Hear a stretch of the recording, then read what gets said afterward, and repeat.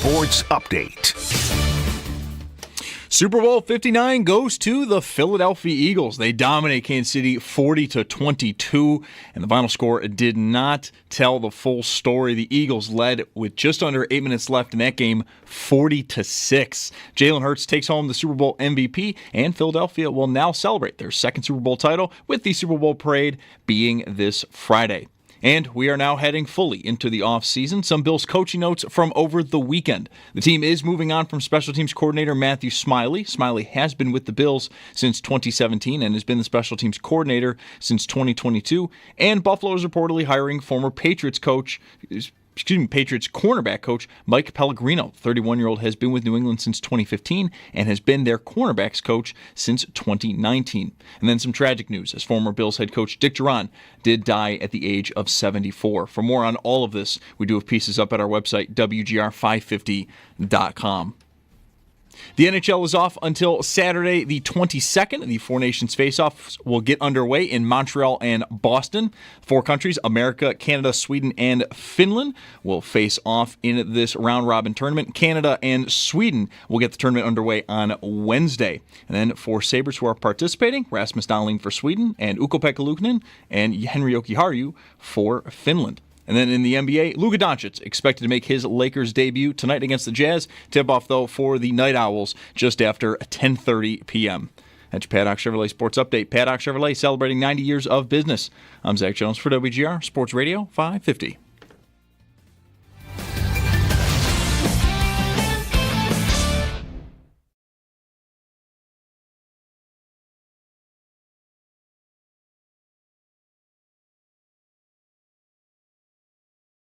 Looking, firing, intercepted, picked up by Cooper DeJean, gets a block, DeJean is in, touchdown!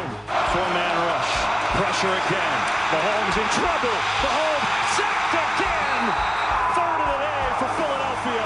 Hurts lets it go, complete A.J. Brown, he's in, touchdown, Eagles! Hurts going deep, for it all, Devontae Smith, he has got it! Touchdown!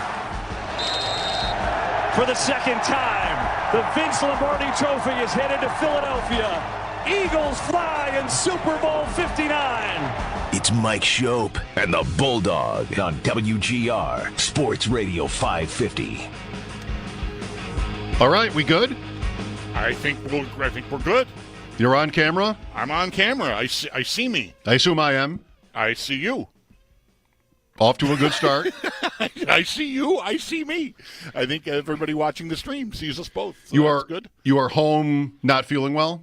I'm okay. Yeah, just a little, I'm a little unsettled in the nether regions. I would say nether regions. I don't think I don't think I damaged myself yesterday, but whatever. Just around when I texted you guys, I started to feel kind of like, I think I want to be close to, playing home games here, if you know what I mean. Do you have a bag or a bucket nearby? No. Show it to the fans if you do. Hold it up. Hold up that bucket. I don't have it at hand right now. I'm hoping to get through the first segment without anything happening. Oh, okay. I think I'll be all right. Should we change the subject? But we could. Yeah, we could. Okay. We could. Yeah. So, Philly romps. You know what's good call, dude. Yeah. You know Really? what's worse in the betting world than being wrong? Being right and still losing. Not yet right. Okay, wrong is wrong, right? If I liked Kansas City in this game, and this has happened a lot, of course, and you're wrong, you just own it. You lose. That's what happens. Sorry, sir. Good day. Mm-hmm. If you're right and you don't win, what are we doing? I mean, I wasn't even sure what bets I had placed. We talked about these double-digit Philadelphia alt lines last week a couple times, talking to Joe and Sam. Would I want to? I mean, clearly I'm asking him because I'm going to do it. What do I want? Minus 10.5? Do I want 13.5? It's only a little bit better. What do I want? And he answered, and I just didn't do it. But I bet the under. Come on. I bet the under. Okay. Oh. I didn't bet Barkley, which was good because I would have gone over on Barkley. I didn't see the Eagles winning the way they did, which was big plays in the passing game. Hurts was brilliant in this game. Just really good. And I thought, they went up front and it's Barkley. But that never really happened. They didn't get much out of it. Right. They got catches from Barkley, which is unusual too this year. That I liked, but didn't play. So what's worse than being wrong? Being right and losing anyway. Yeah. I'm here to tell you.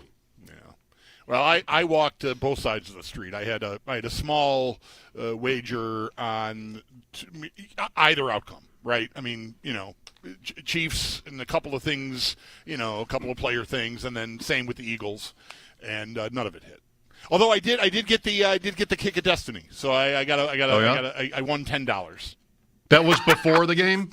What's that? Yeah, I think 3:00 is what I was saying in the ads.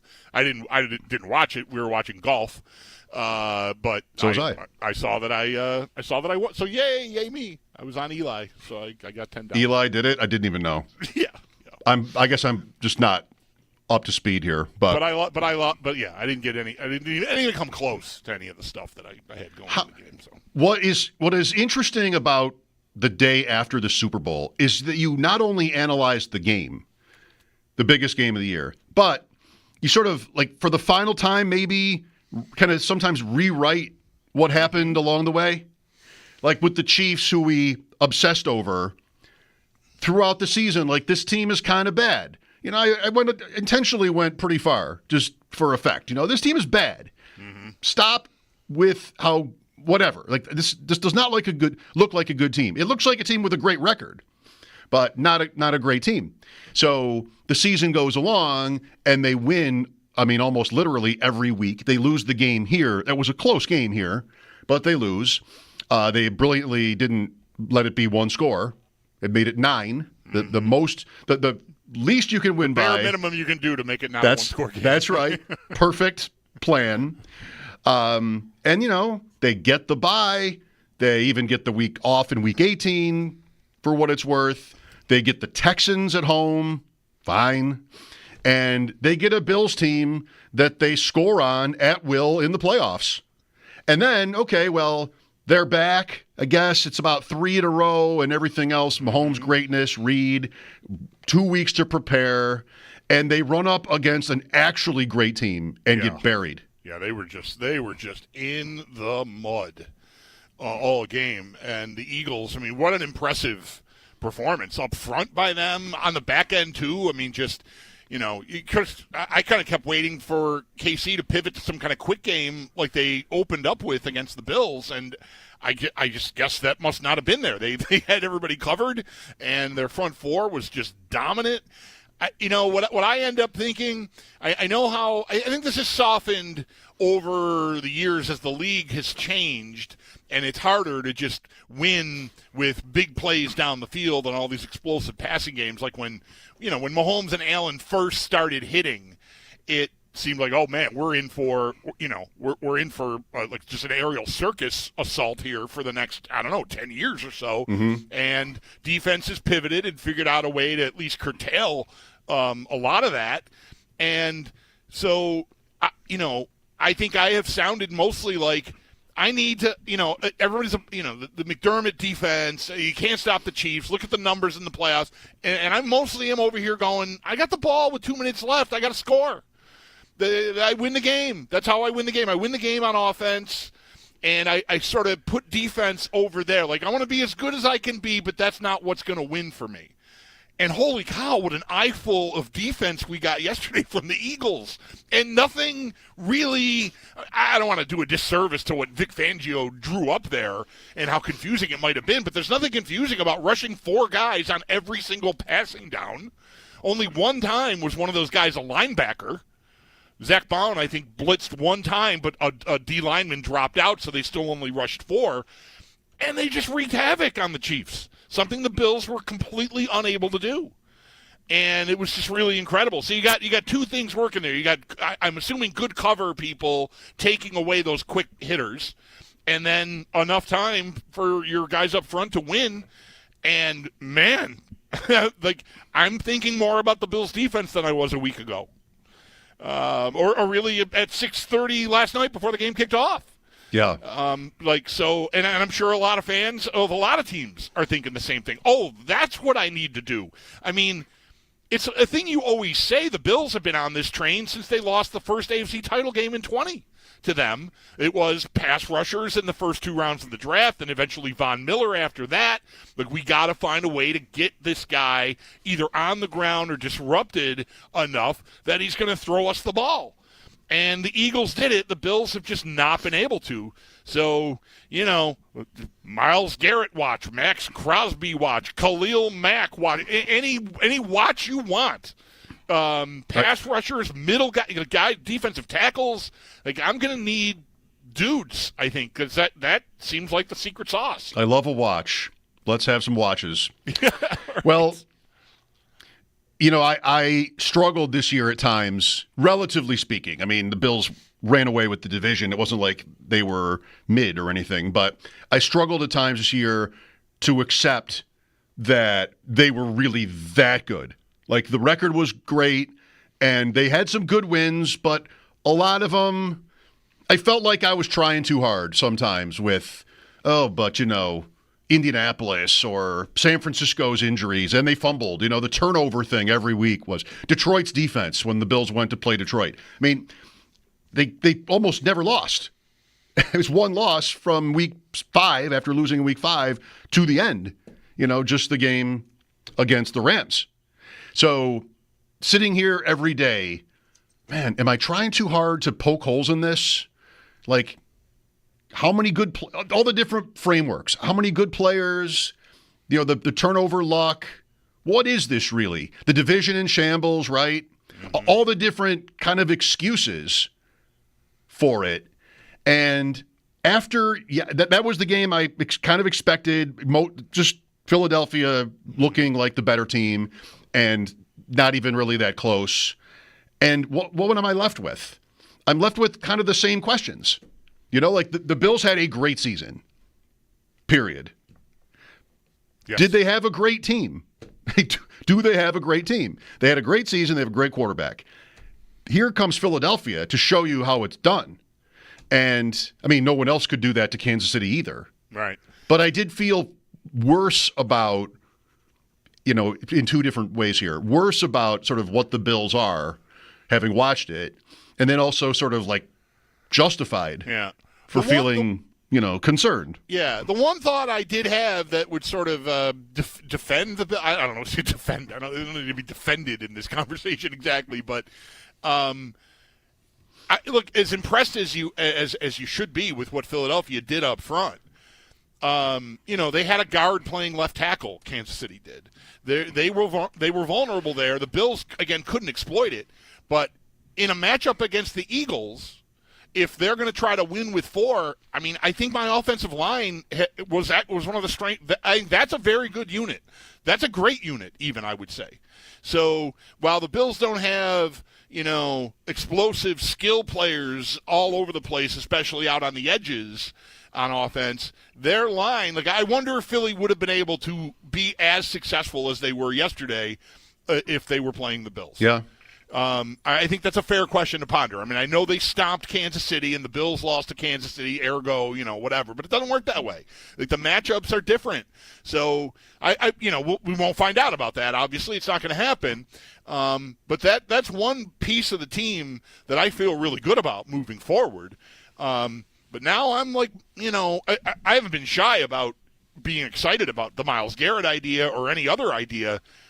I'm thinking more about what to do with draft picks, and I'm thinking about defensive players more than I was, again, a week ago. A week ago, I'd have been begging for them to take a receiver at 30. Not that I thought they would do it, but that would have been my preference.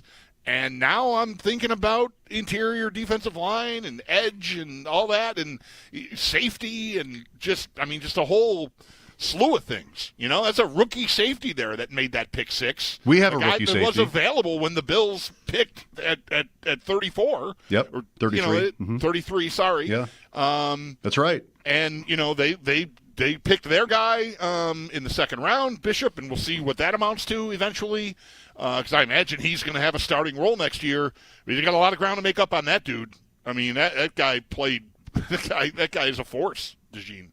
See, now that's going to another level, and I love it.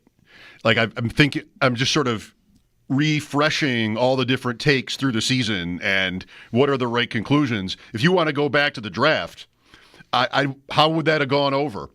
It doesn't matter how it goes over ultimately. I got this big board here.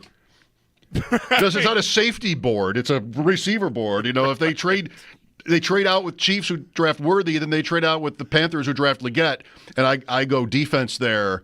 It would have been a bumpier offseason, but maybe a better season, which is more important. Nobody ever really knows. Worthy, by the way, in his own way, that didn't end well for the Bills this year, did it? Like, he ends up as the playmaker. He was the best case scenario, right? That's where he ended up, Worthy, for him. Yeah. The best case scenario. Big plays. Even in a game where, they got the jersey pulled up over their head and punched repeatedly in the head, he still, it's garbage time, but whatever. He had a stat line. Huge. A monster. He won people money. Yeah. Even people I know. But that didn't end well. Like most of the season, we weren't thinking about him. He wasn't doing a lot, and the Bills were winning every week. And then they lose there, and Worthy has a game. Coleman, not really. And then yesterday, the guy looks like a star. So I don't know. Maybe he is. That's the nightmare is a little strong, but you kind of you were hoping not to have to deal with that right this year. So I don't know. The Bills. It's the day for it. It's day one. Everybody's 0-0 again. Plus 700 to win it. Plus 700. Fourth choice behind Philly, Kansas City, and Baltimore again. Same teams as ever. And that's pretty good. But it does seem like there's a lot to do here.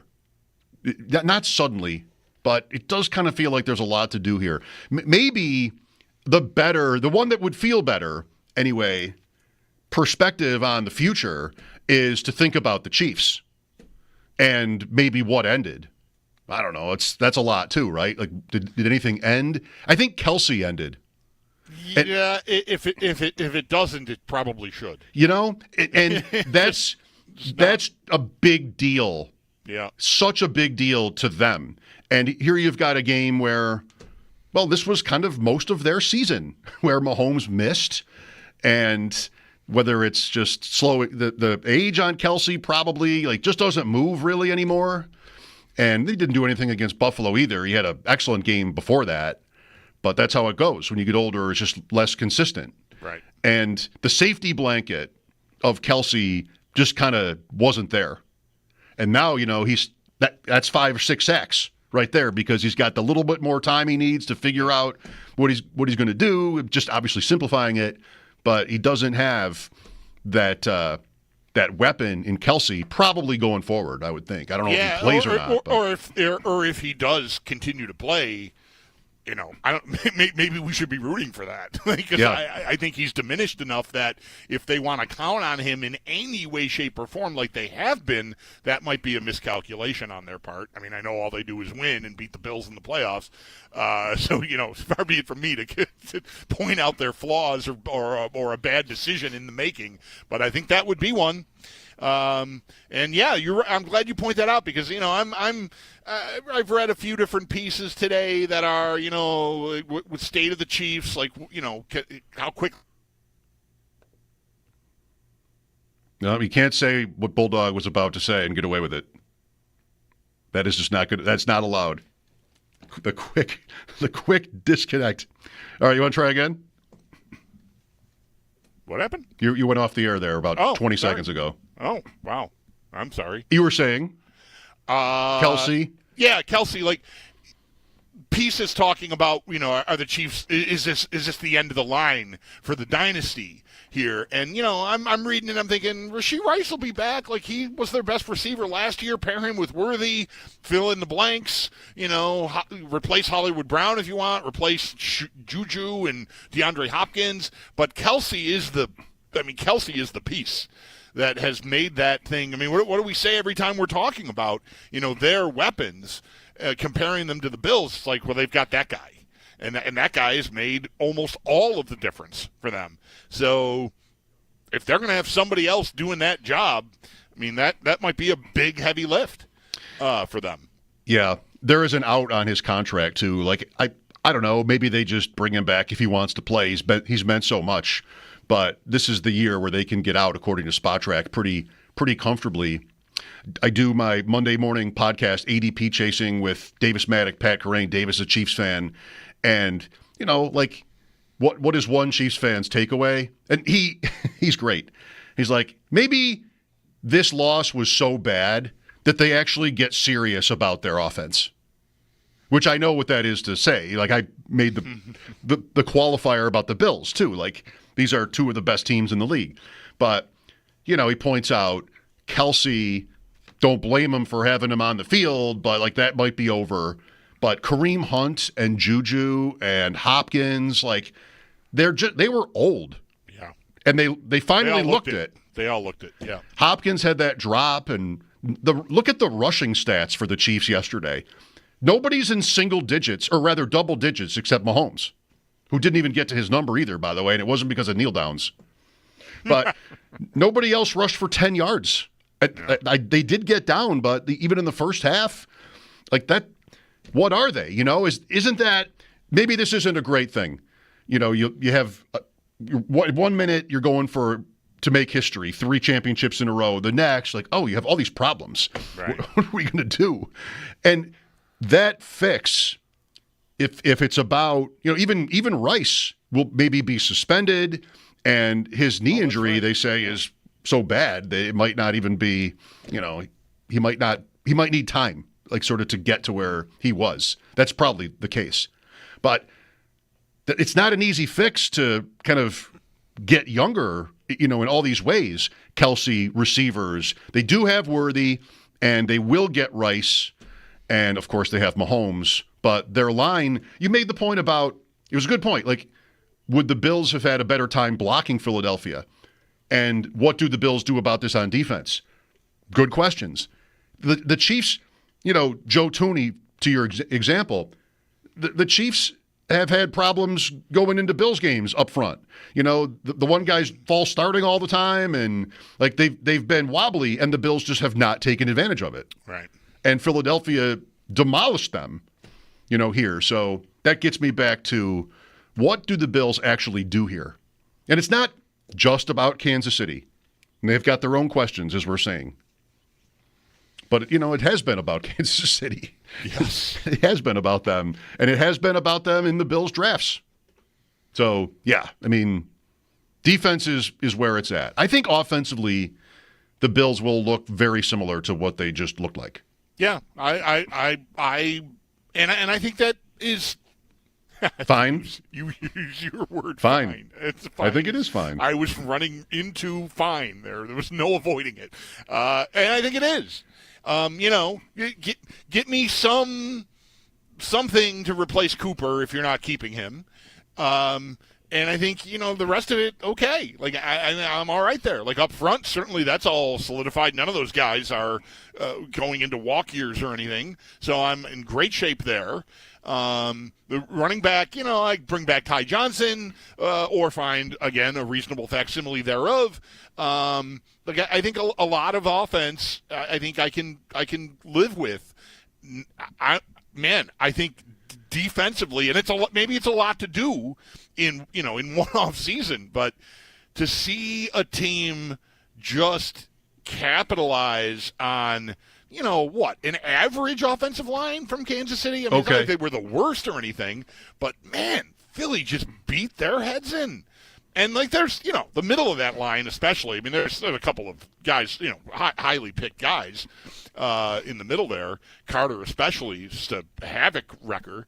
But, man, I've got, what do I have here to supplement? I've got Dwayne Carter, who couldn't even get a uniform at the end of the season, who was a third-round pick. I'm gonna have to do some work up there. That's where I got to do work.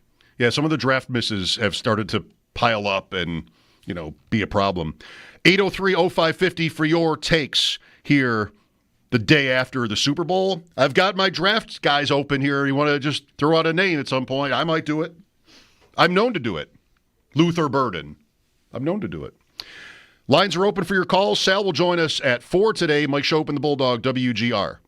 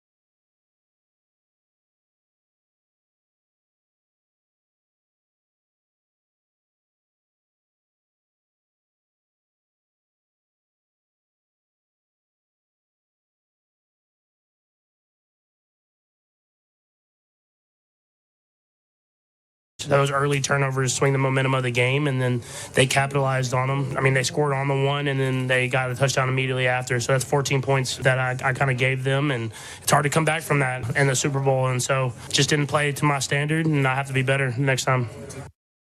Patrick Mahomes, 3 turnovers in the game, 2 interceptions, and a lost fumble.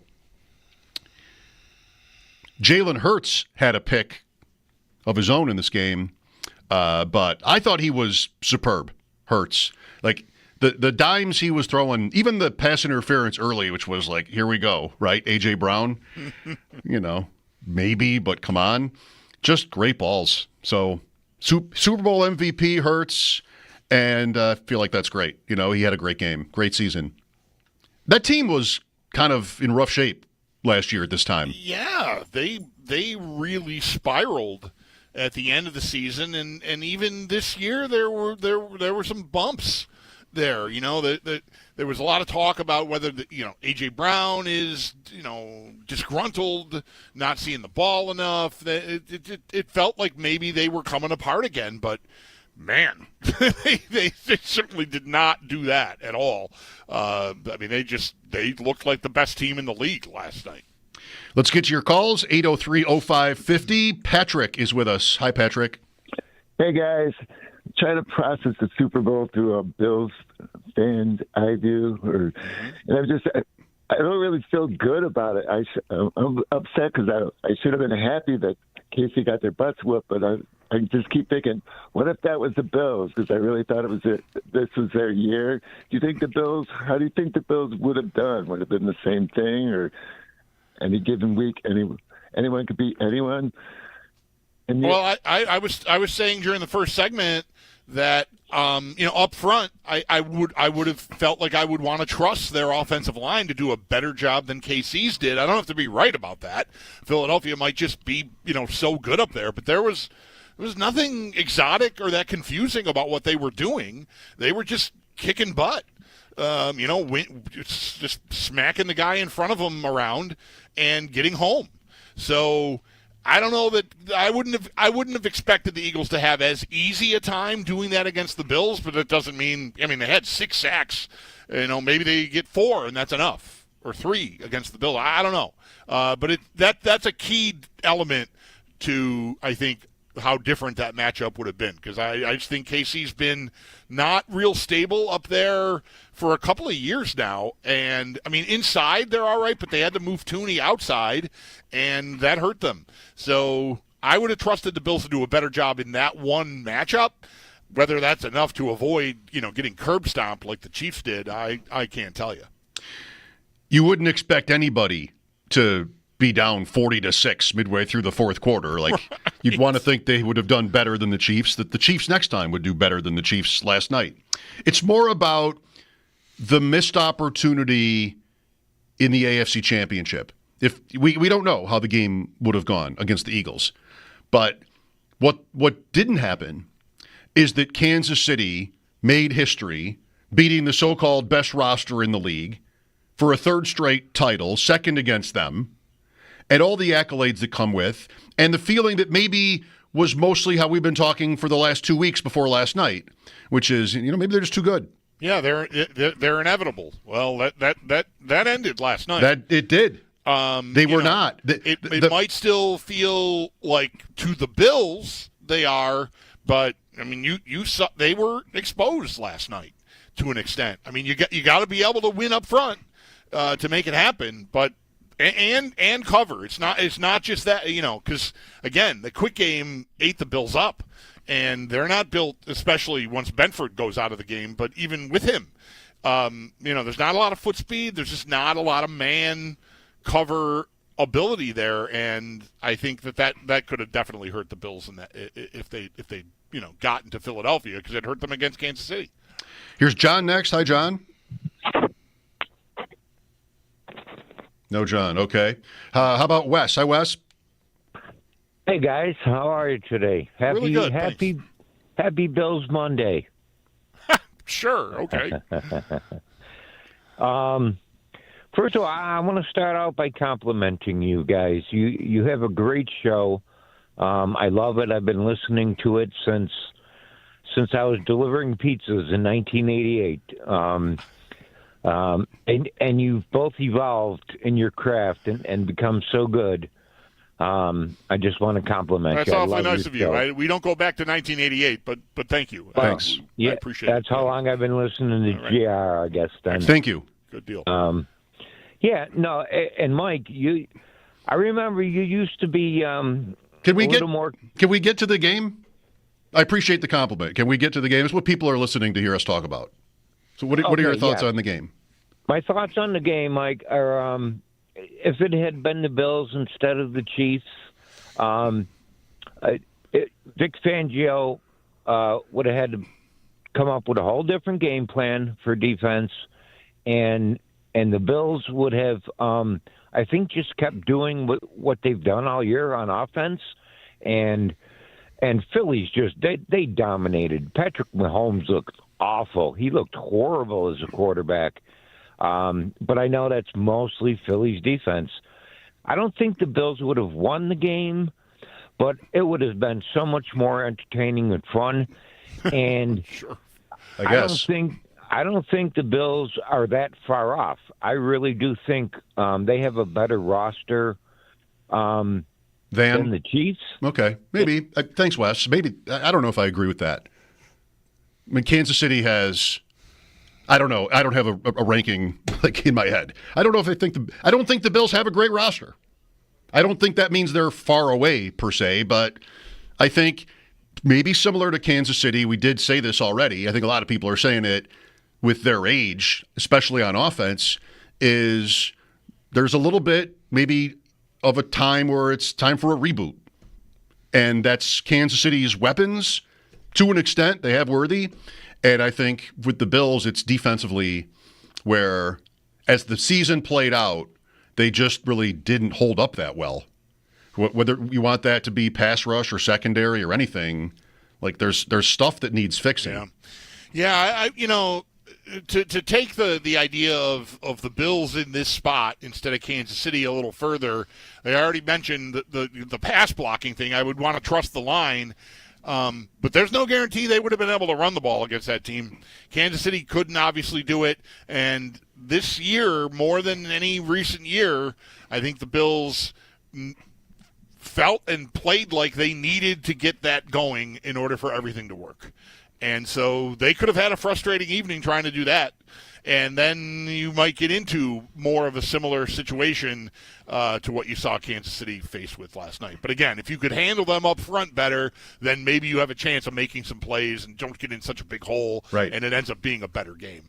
At the same time, like it's hard to imagine Josh Allen being sacked 6 times. Right. He was sacked 14 times all season. But that's Mahomes, too. In the Super Bowl, he has been sacked a lot, as it happens, Mahomes. But it's not normal that he would just get that kind of pressure. It's just hard to imagine Allen not getting out of more of it. It's one thing that he's better at. Mahomes isn't bad this area, but Allen's just so tough to bring down. Yeah. Rob is next. Hi, Rob. Hey, guys. Phenomenal assessment of the game. We're very fortunate because we have a generational quarterback that covers all the shortcomings on defense. Basically, I agree with the fact that, our offensive line would have performed far better than the KC one. But I do agree with the assessment that our D-line is, and the fact that we need so much defensive help, it was a true indicator of how we didn't make the changes like how we did for the Eagles. We got to get Jared. We got to get more big boys in the middle, or else, you know what? We're gonna lose another Super Bowl the way we lost the other 4. We were undermanned on defensive line. The Eagles were big boys. Thanks for the call, guys. You guys are phenomenal. Thank you. Appreciate that.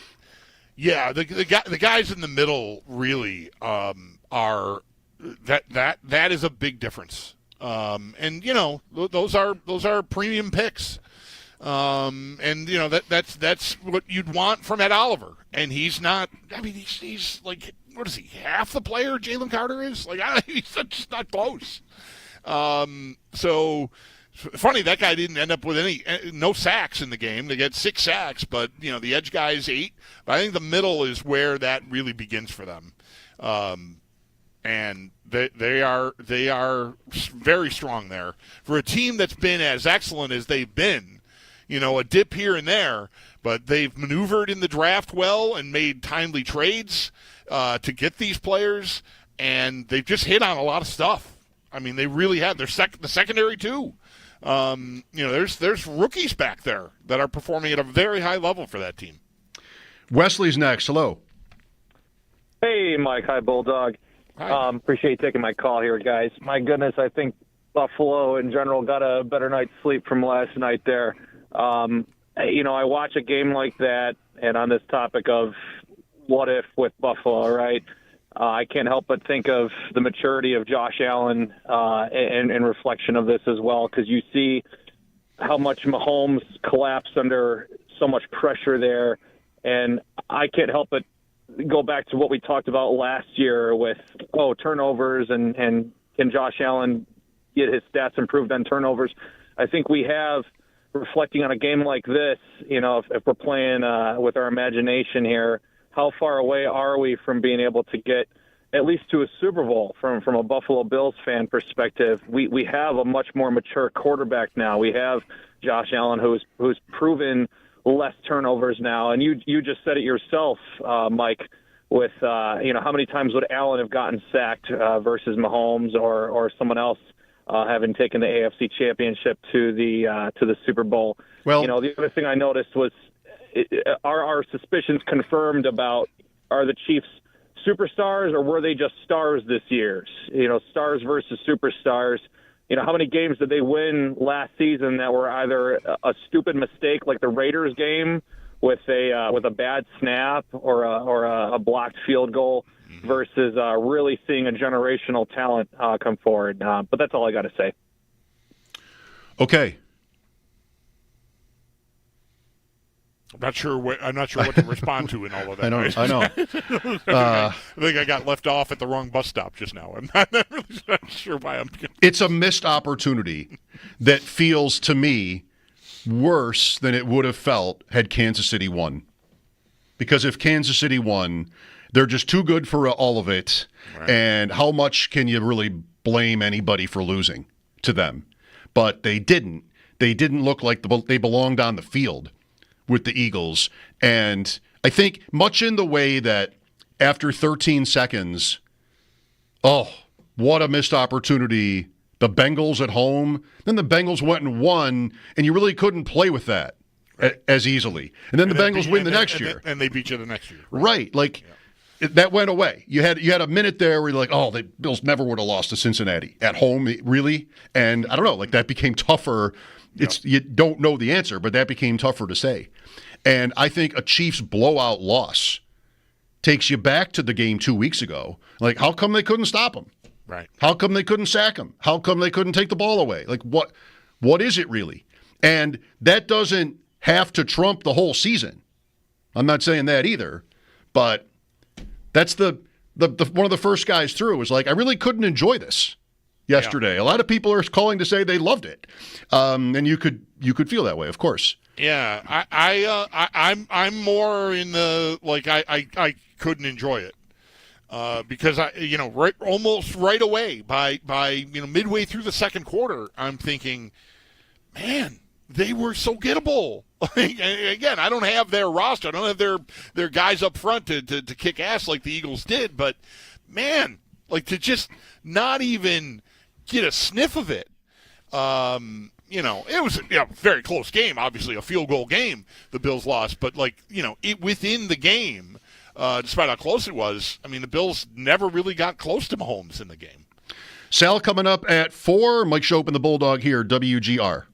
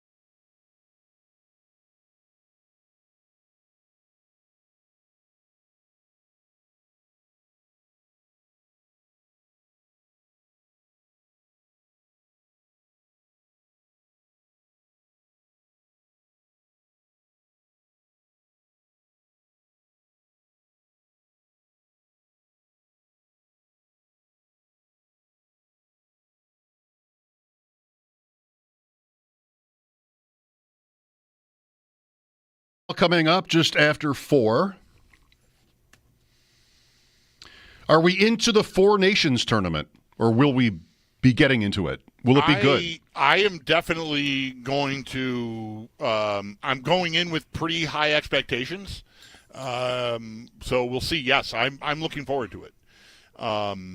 So I don't know what we'll get, like how dug in these guys will be, but best on best, I mean, it just doesn't happen that often, and I'm excited to see what it looks like. That is the question you raised, isn't it? That is the question. Like, what is? Yep. How intense will it be? How hard will they go? They're not hockey. They're not bad ideas. Things like this, but you've got to establish importance somehow, and that's probably only possible when you give it time, like when you build it. Right. And you don't do that by changing formats every other year. The Olympics, maybe this is not, I don't really mean this as a criticism per se, so maybe it's a little unfair, but the Olympics has a built-in importance that the players, everybody subscribe to. Like, they all know you're not going to go to the Olympics and just sort of fool around. Like, that's the real thing. That's historic. And the number of these different one-off NHL All-Star break substitutes is like, okay, I mean, it's good. It's not a bad idea, but what will it mean to win? What will it mean to the fans, to the players? What will it mean to win? Will it mean something? Probably. To the players, probably. Right. I think, but yeah, like how does that manifest itself? Like how are we going to decide, right? I mean, we're going to watch the games and I guess, decide for ourselves whether guys are diving to block shots face first or something because, it's Finland versus Sweden. Or, if it has some stench of an all-star game itself, I really am not anticipating that. I think, to think they'll be as revved up as they would be for the Olympics might be tough, but, what was it called when they played in '96? I don't remember now. World Cup? Was that the World Cup of hockey? Yeah. I mean, it's a long time ago now, but I felt like it was believable that guys were really after it. Now, that was a preseason tournament, that's right, if I remember correctly. That's right. And so you're on a different timeline here, but I don't know, man. Like, guys who have been battling through injuries, including Sidney Crosby, are in and going and, not, there are some guys who are missing it because of injury, but guys who are, like, close are, to me, plowing through. Like, Linus Ullmark has missed a ton of time for Ottawa. He just came back, played one game, and he's there. He's going. So I think that's a window into how much I think I would perceive them to care.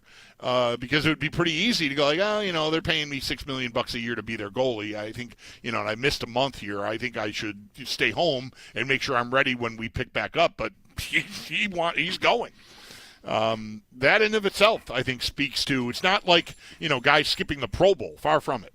No, I agree with that. I think that's probably right. And I think it's also important that is in the middle of the season, how are guys just not exhausted already by now? Like this year, it makes a big difference. That other one, the Canada Cup, this is going back now, but the one where Gretzky to Lemieux in Hamilton, the famous goal, that's in the summer, right? Like that's before the season. Because they always had the All-Star game. It wasn't until, 10 years ago or something, maybe, that's not even sure that's right. But back then, they always had the All-Star game. So this would happen before, and then now we've had recently Olympic Games where, do we really want to go?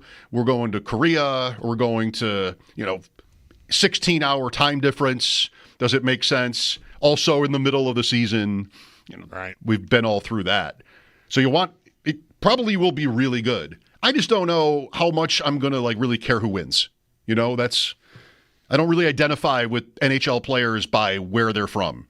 I know the stars. I know some of them I wouldn't know. USA or Canada probably, or even Sweden or Finland. I guess we'll find out. Yeah, we'll know next week.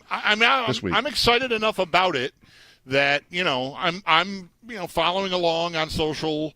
here, and like just looking at the line combinations, is just, like I'm excited to see what it looks like on the ice. Because the names, I mean, you've got like McDavid with McKinnon and Reinhart as a line is like, what? That is hot. And the U.S. has got similar. I mean, you've got the two Kachuk brothers on different lines. You get Matthews. These teams are stacked with superstars, not just stars. They'd better be. Yeah. Wednesday is the first game, Canada and Sweden. Darlene. We'll come back with Sal, Mike Schopp, and the Bulldog here, back to the Super Bowl and the offseason here on WGR.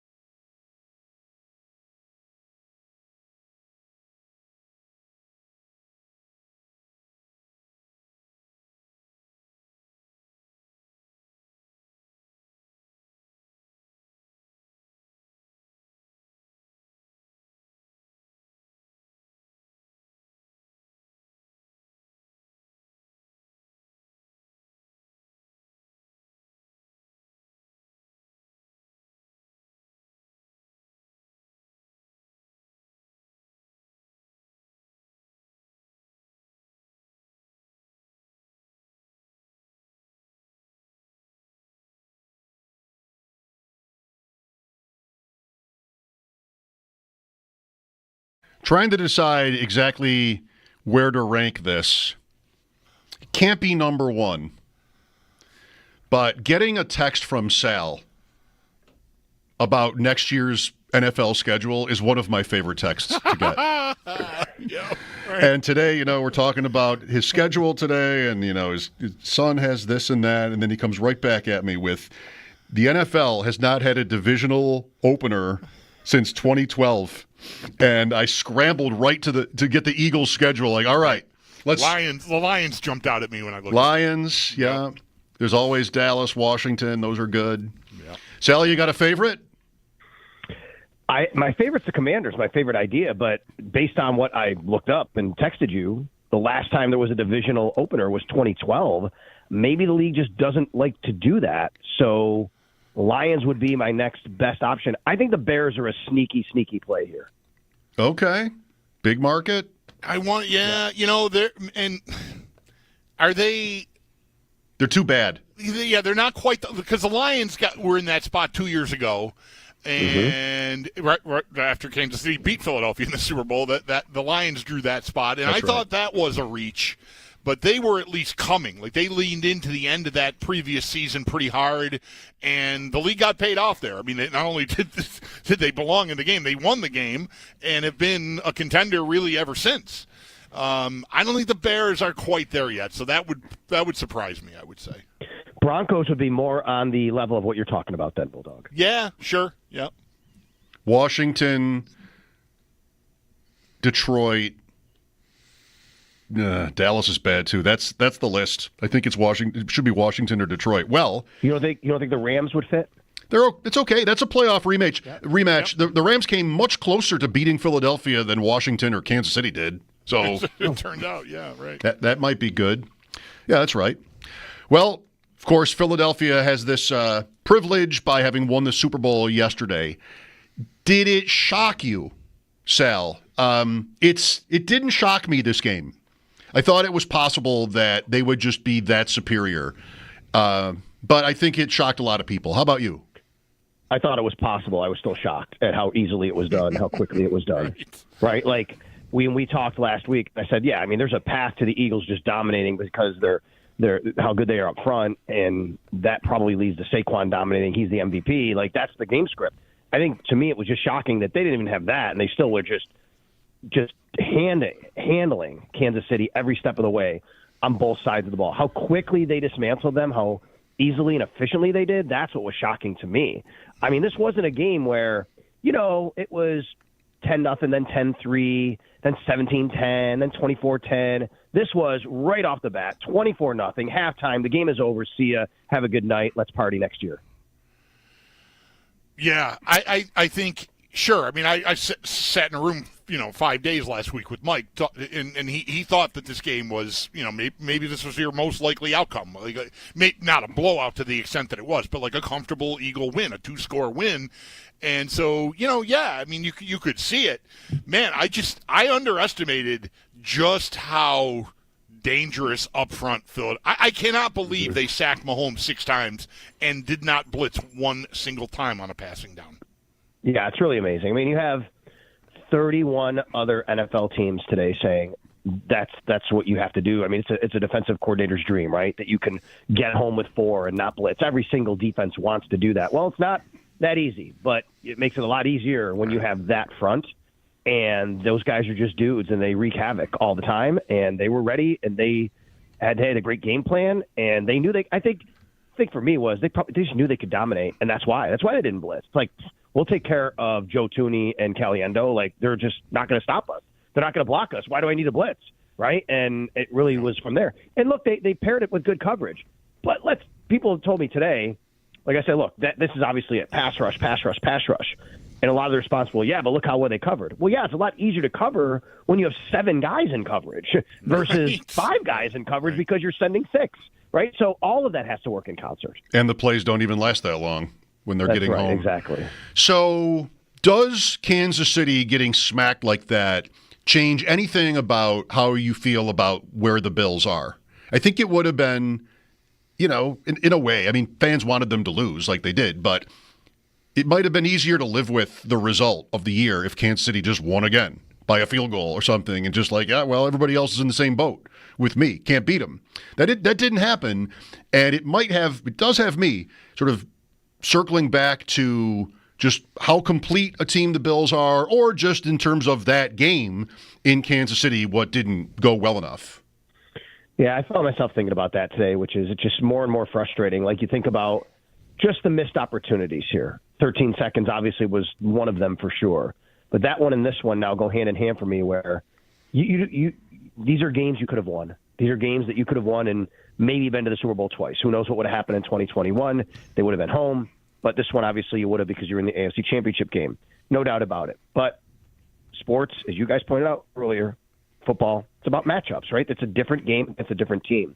And it just, for some reason, the Bills don't match up well against Kansas City, and that's coaching and players and all these different things that go into it. And that's why they haven't been able to beat them. And for whatever things, we could pick that apart. Because I think this would have been a very big challenge for the Bills to beat the Philadelphia Eagles. I do. If the Eagles played like that, I mean, I don't know if any team could have beat them. Right? It just, they were beating anybody in the league yesterday on that day the way they played. But I do think they might have matched up in a few ways a little bit better than the Eagles. Yep. I think they could have handled the pass rush a little more, forced them to blitz, but also Josh, because you could have ran Josh a little bit more than Patrick Mahomes and had him, instead of having them scramble. I know Patrick Mahomes is mobile, but you could have incorporated that a little bit more of your game plan. The Bills were a much better running team this year than the Kansas City Chiefs were, right? So I just think that maybe the Bills could have matched up a little bit, gave them a better game. But, yeah, I think to go back to your point, Mike, I still think about, for whatever reason, it's frustrating because those games are there for the taking, and they still have not been able to do it. Yeah, I'm definitely thinking about, the matchup, and, we'll never know. But I feel like, Sal, the Bills' offensive line was such a strength of their team all year long that, it's possible that those Eagles guys would have just kicked the crap out of, Connor McGovern and Osiris Torrance and Spencer Brown too, just like they did with the Chiefs guys. But man, I mean, the Bills they've been really buckled up there. And I feel like that's the place I would have started with how different this game would have been if it were the Bills instead of the Chiefs facing the Eagles. Because I would have been surprised if the Eagles could have gotten home as often. Mike made a good point about Allen, too. As great as Mahomes is at escaping, Allen is bigger, stronger. He's more of a runner. I just wonder how that would have looked. Yeah, and then they have to adjust a little bit here or there. They have to adjust their game plan a little bit. That's right. So I think on that front, that's right. On the other side of the ball, though, the Chiefs give them a lot of credit. They did a great job on Saquon, right? They came into the game. It was clear from the beginning. They're like, we're not letting Saquon Barkley beat us, right? That was Steve Spagnuolo. That's his mission. You're not letting Saquon Barkley beat us. And he didn't. He had 50-something yards rushing. He had 2.3 yards a carry. That was great. But what the Eagles did, and I think was great on their part, they took some shots down the field, and they connected. And, the first one was a debatable pass interference. They didn't care. They went right back at it. They had the Devonta Smith one. They had A.J. Brown a little bit later, aside from the one that didn't count a little bit earlier. I give them credit for that. They were aggressive. They attacked. Now, the Bills did get a couple of those against Kansas City, right? Mac Hollins, I thought maybe the Bills should have done that more. But I think the overall point for me on that side of the ball was I want to see more of that from the Bills going forward. I didn't think they had enough of that in their arsenal this year to go down the field like that, because I thought that really hurt Kansas City at times last night. Sal Capaccio on the West Her hotline. We have with the Bills, like you have every year to varying degrees, changes to talk about, what needs to be better, all that. Kansas City, it just happens this fast. 3 in a row, unprecedented, Mahomes, Brady, like all that turns to, geez, boy, they look old. Like Kelsey is old now, and Kareem Hunt really, and Juju. First play of the game was a pass to Juju Smith-Schuster, who could not run routes for New England because his knees are so bad. So, it's not so bad for Kansas City. A lot of teams would like to be the Chiefs, and Worthy looks nice, and Rice will come back. But they're at an interesting, perhaps, Sal, I guess I'm asking you this, if you think this, somewhat of a crossroads. I think because of Kelsey almost solely, that he has been so integral to their success that, eventually that's going to stop happening, and maybe it just has. Yeah, that's right, Mike. They are getting a little bit older, and they have some decisions to make. Kelsey, first and foremost, right? Maybe it's up to him. I don't know what the organization, how ruthless they'll be if they want. Maybe they want him back. If they don't, then you cut ties. But does he have a say in how this wants to end? We'll see where that goes. What I keep thinking about with them is that, okay, they probably have to add weapons, right? Sure, they're going to have Xavier Worthy back, and they're going to get Rashee Rice in whatever capacity, which we don't know, by the way, right? We don't know how good or healthy he's going to be, Rashee Rice. They have to get some weapons. This has been a theme of them for a few years. Hollywood Brown is a free agent, by the way. So DeAndre Hopkins, as you said, older. But because of what I saw last night, if I'm covering the Chiefs, I'm probably talking today about how you got to spend most of your resources on the offensive line. Right. I mean, you have a Hall of Fame quarterback, one of the best that's ever played, and he got destroyed last night. And you couldn't do anything. You couldn't run the ball. You couldn't keep him in the pocket. So as much as those weapons are needed, what does it matter if I can't keep my quarterback upright? So I think this is a really critical offseason for them for how they address that and how they decide to do that. If they're gonna try to give him more weapons, that's great. But how do you allocate those assets with knowing what you have on the offensive line? So a lot has to be sorted out here for sure. They have some interesting guys on defense, too. Nick Bolton is a free agent. Justin Reed is a free agent. Can I get my hands on him, by the way? Yeah. Right? I mean, there's some guys. Charles Omenihu is a free agent. They have some guys who they're going to have to, just like all teams. I'd say the Bills are in a better position in that respect. Like, you look at the Bills' free agent list, there's a few guys you're like, yeah, I'd love to have him back. I don't think there's anybody you're like, oh, my gosh, you really want to make sure you do something. I think the Chiefs have a few of those guys. Yeah, it's funny, Sal. Talking it through, the last couple of weeks since the Bills lost the AFC title game, it's like, how many holes? Are there holes? Are there a lot of holes on defense? I don't know. I think they're, I'd like to get better, certainly, and Myles Garrett or someone like that is obviously a very intriguing idea. But I've mostly been I think, most of the guys are back. If I could add a splashy, big-time game wrecker, then I think almost certainly the rest of it leave it the same. Now I'm glad to hear that the interior defensive line and defensive line in general is a strong part of this draft coming up in April, because I don't know that I want to settle for that. Watching what the Eagles did, again, it's one off season. You're going to have, challenges with the salary cap and all kinds of things to keep you from doing maybe everything you'd like to do on defense, but my eyes are more wide open to that being capable of making a difference, that I can get to the Chiefs. I have mostly, since Mahomes arrived in Kansas City, thought I got to outscore them. That's what I have to do. Mm-hmm. They're going to get their 30. I got to get 33, right? If they get 35, I got to get 38. Right? That's been my approach, and seeing them get taken apart by talent on defense has me rethinking that, I guess. Yeah, and the fact that Josh Allen just won MVP with guys named Mac Hollins and Khalil Shakir as his leading receivers, essentially, right? The Bills, they're going to be good on offense because they have number 17, and they're going to be able to, score points. There are times where they can't, but look what happened in Detroit. Look what happened in L.A. when they got into those types of games. They actually did prove something this year to me that they could, get to those spots. And that's because they had a good offensive line, a really good one, and they had a really good running game. So I think your point is right. But here's, for me, if you wait to the draft, which I'm all for, that's fine. You want to spend assets on the draft. You need, this is the area. It's need is meeting value for the Bills, which is they need defensive line help. They need defensive tackle. They need defensive end. These are rookies as well. Not everybody gets a Jalen Carter right away, right? And you can't just expect these guys to walk in and be these superstars right off the bat. Even Chris Jones took a few years before he became what he is. That's why if you have a chance, to me, guys, I'm just all aboard the Myles Garrett thing. Just go get him if you can. Find a way. It reminds me a lot of Stephon Diggs that year.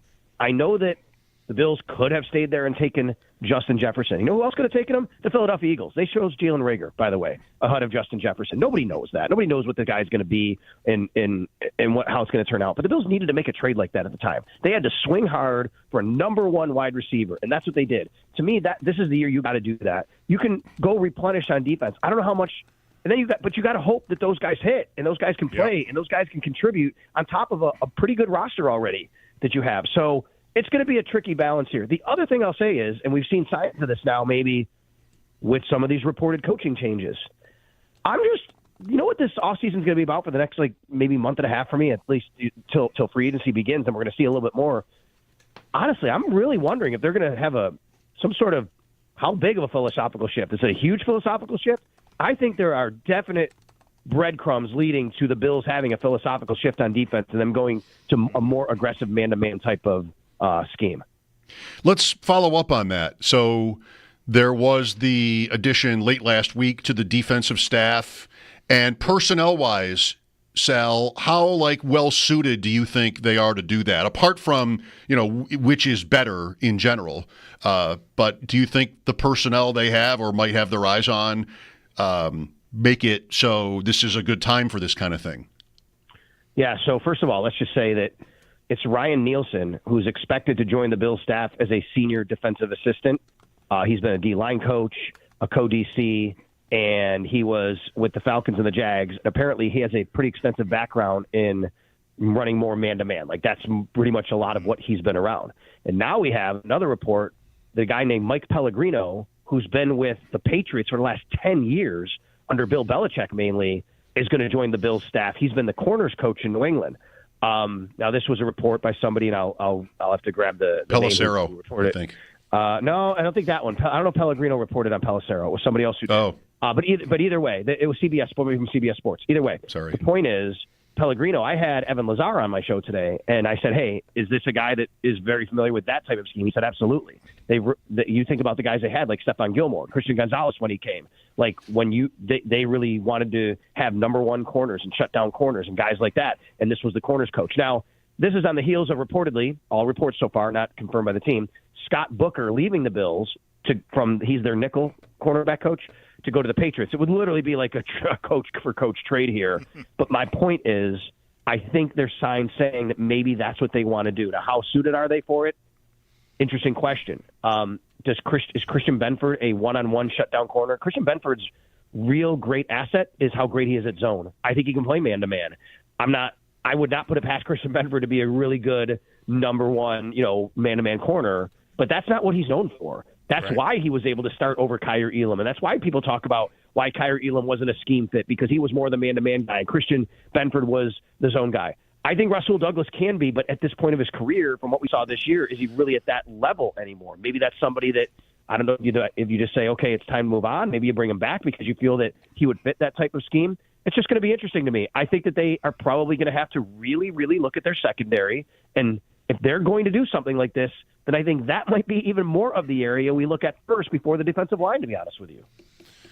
Yeah, I think that they should try to get better there and probably different. And, man, I think we're all – I don't know, Sal, I'm pretty sure we talked about it. I mean, after the Chief game, after the loss, it feels like we should be done. They should be done with Elam. But, man, it's so interesting that he came with that reputation for being able to play man.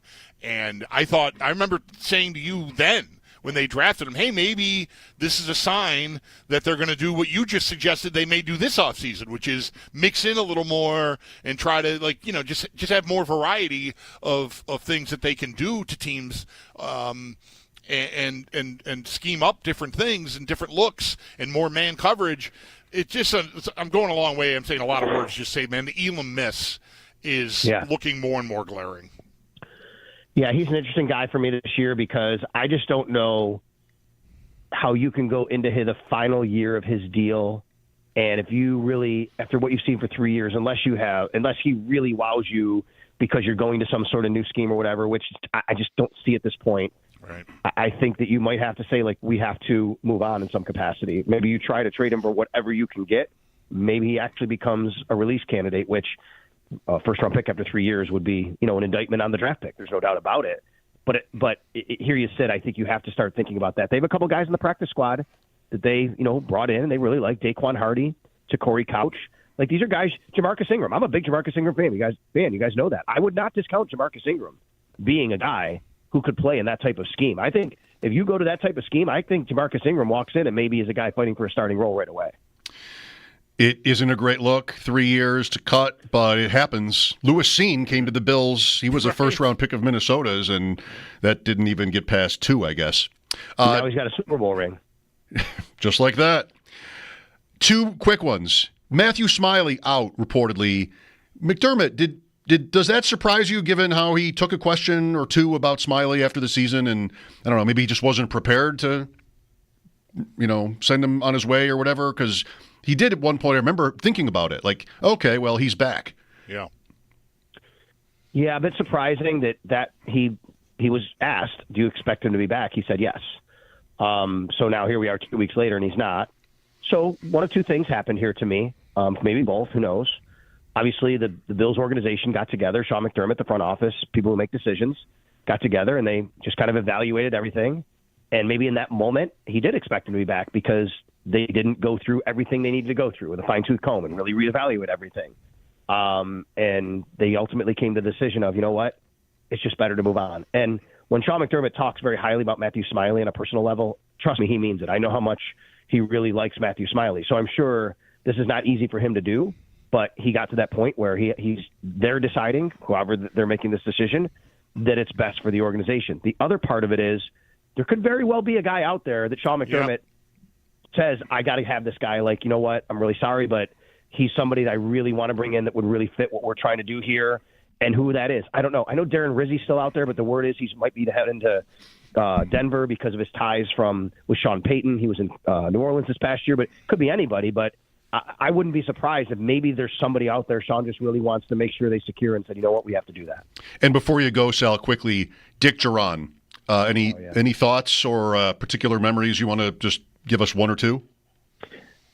People forget maybe he was a coach of the year with the Chicago Bears. Yep. And, I remember a lot of the kind of negative parts about Duran, that he wasn't very excited. He was a super great defensive mind, though. He really was. And he was an incredible athlete, by the way. Go look at his bio, some of the things he's done in his life.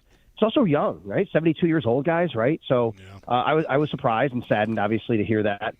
He was a guy, he didn't do a bad job with the Bills, but, they were in this time period where it didn't matter kind of which coaches or whoever they had. It kind of was the same old every single year. I mean, there were a lot of times where it just felt like everything from Dick Duran was everything's got to be played so close. It's so hard to win in the league. And, oh, my God, all that. I remember the one time, something that does stick out was Roscoe Parrish. I went to training camp one year before I came back to Buffalo.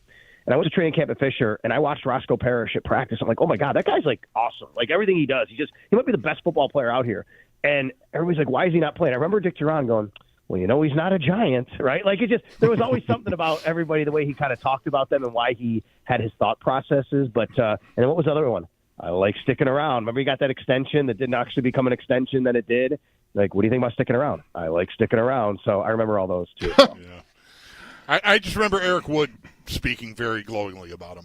So when I heard the news over the weekend, I certainly thought of Eric and how highly he thought of his first I did not know Dick Duran in any capacity. I will tell you, people within the organization that have known him have always spoken very, very highly of him that I know. Sal, thanks for today. You got it. Thanks. There you go. That's our man Sal Capaccio on the West Her Hotline. His appearances are always brought to you by New York's only outlet, Liquor. When you need to stock up, it's the place to buy a case. What's your outlet? Look for your calls again after the update, 803-0550. What did yesterday do to your Bills thoughts, if anything? Mike Schopp and the Bulldog here, WGR. We know you can't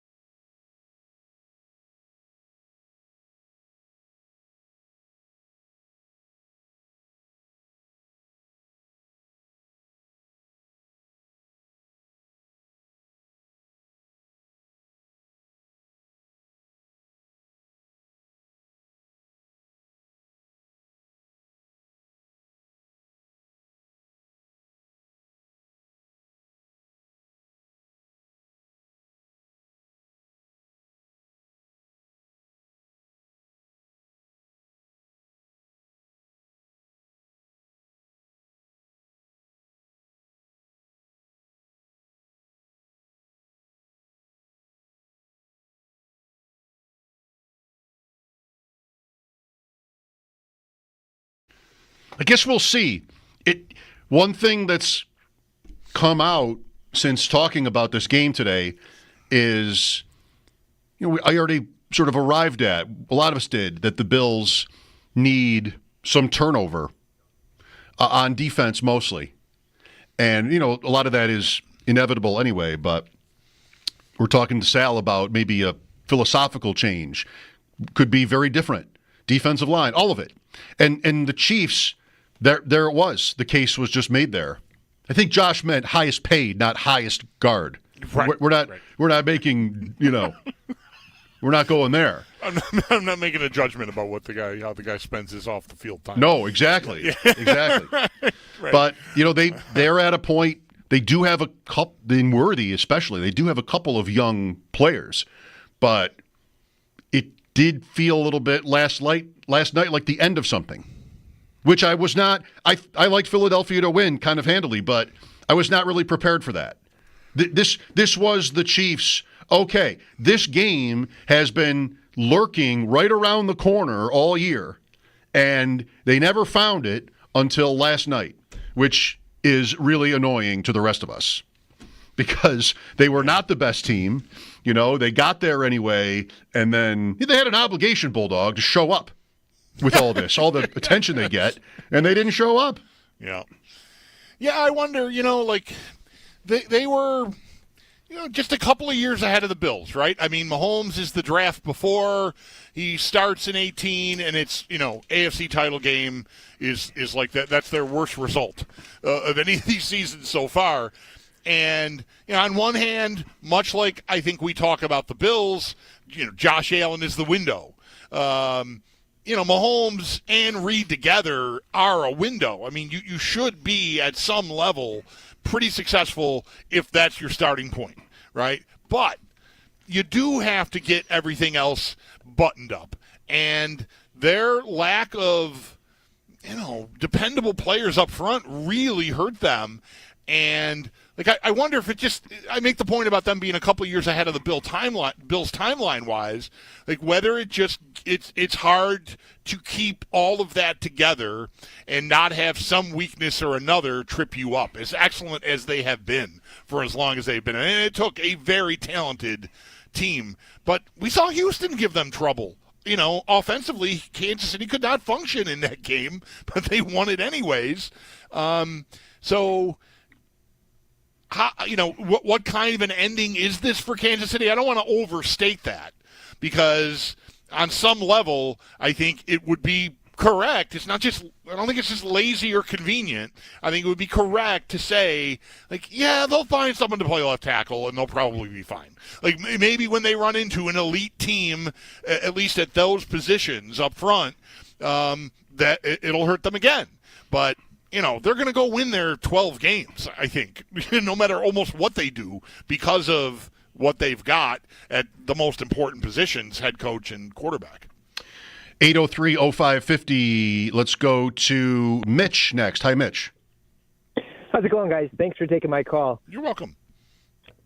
So I just wanted to touch briefly and get your thoughts on draft philosophy, I guess, going forward, especially in the first couple of rounds.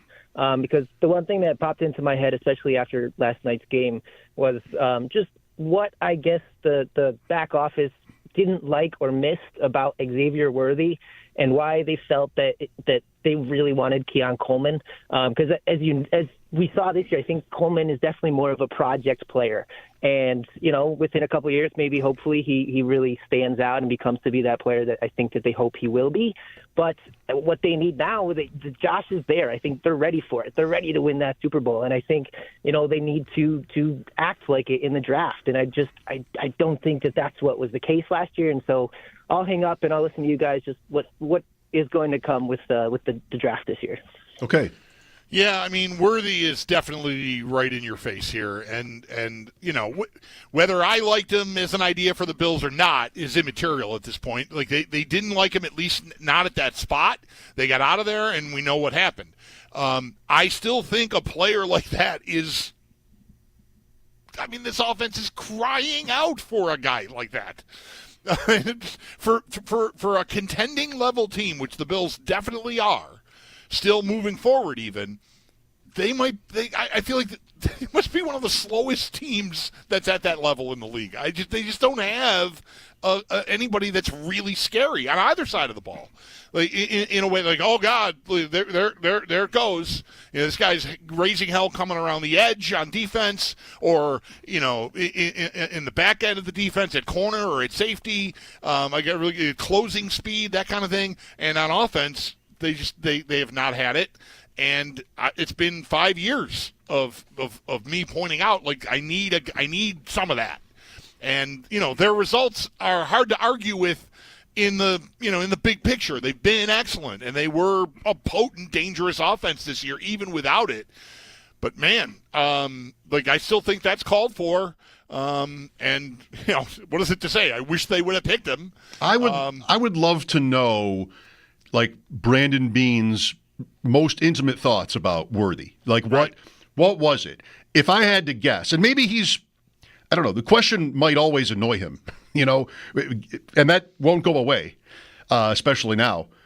What would he say? 165 pounds. The Bills wanted to play big. They did, and they did it successfully. And Coleman is big. Like, he wasn't lining up with his hand down, but still, 6 offensive linemen, run the ball, James Cook, 30 rushing touchdowns, 13 wins. That, if anything, answers that question.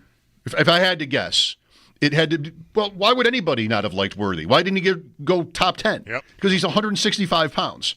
Like, when we talked to Mike Dempsey, I remember Mike, who's on in Jacksonville, has been on the show a lot.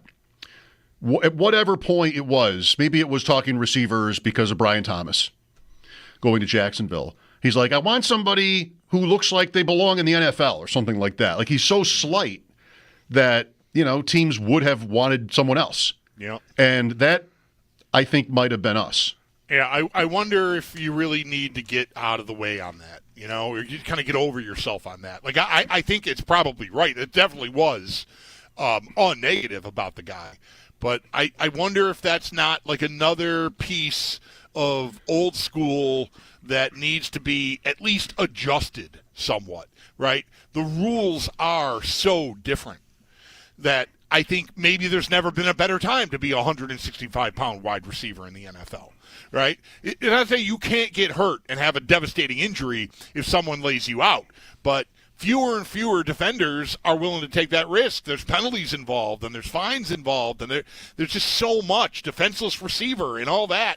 And getting your hands on guys, at the line of scrimmage, being physical with them has never been harder. So a guy like that, I remember, people not liking the idea while I was really high on Worthy, saying, like, how's he going to get off press coverage? Well, they found a way to make it work. And I think the rules are forgiving in that way. So, if I'm thinking about, anybody in this draft class, I mean, sure, would I rather have a 6'2", 210-pound guy? Yeah. But if the value is right and a guy is there, wherever, the first round, third round, whatever, and the negative on him is, he only weighs 160. I don't know. I'm going to be more inclined to look the other way. Yeah, we don't care that much. We don't care as much as maybe teams do. Here's Craig next. Hi, Craig. Hey, guys. I walked away from last night kind of dispirited more about our defense just because it's like you said, Houston's defense did a great job against that offense in Kansas City. Philadelphia dominated them.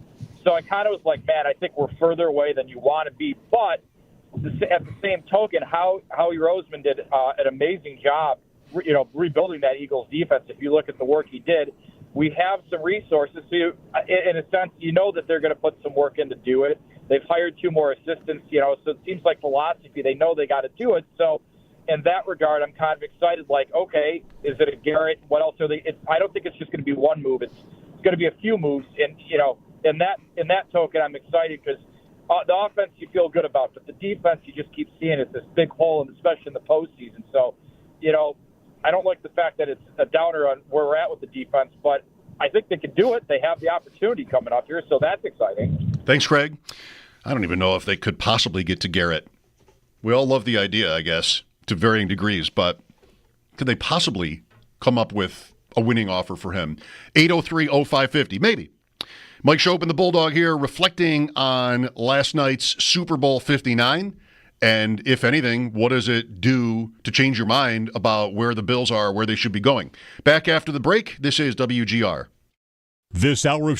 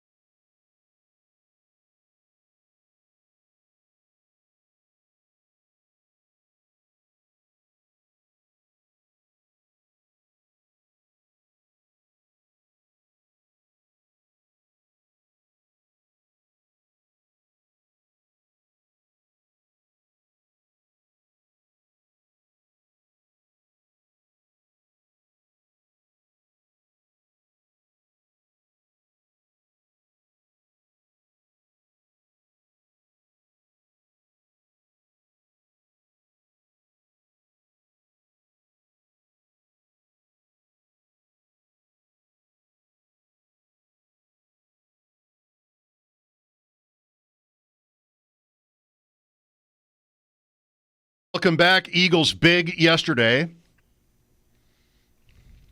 What about it? 803-0550. Everybody starts over. 0-0. The combine. Oh, the combine. Free agency. The draft. The schedule. Bulldog, you said it.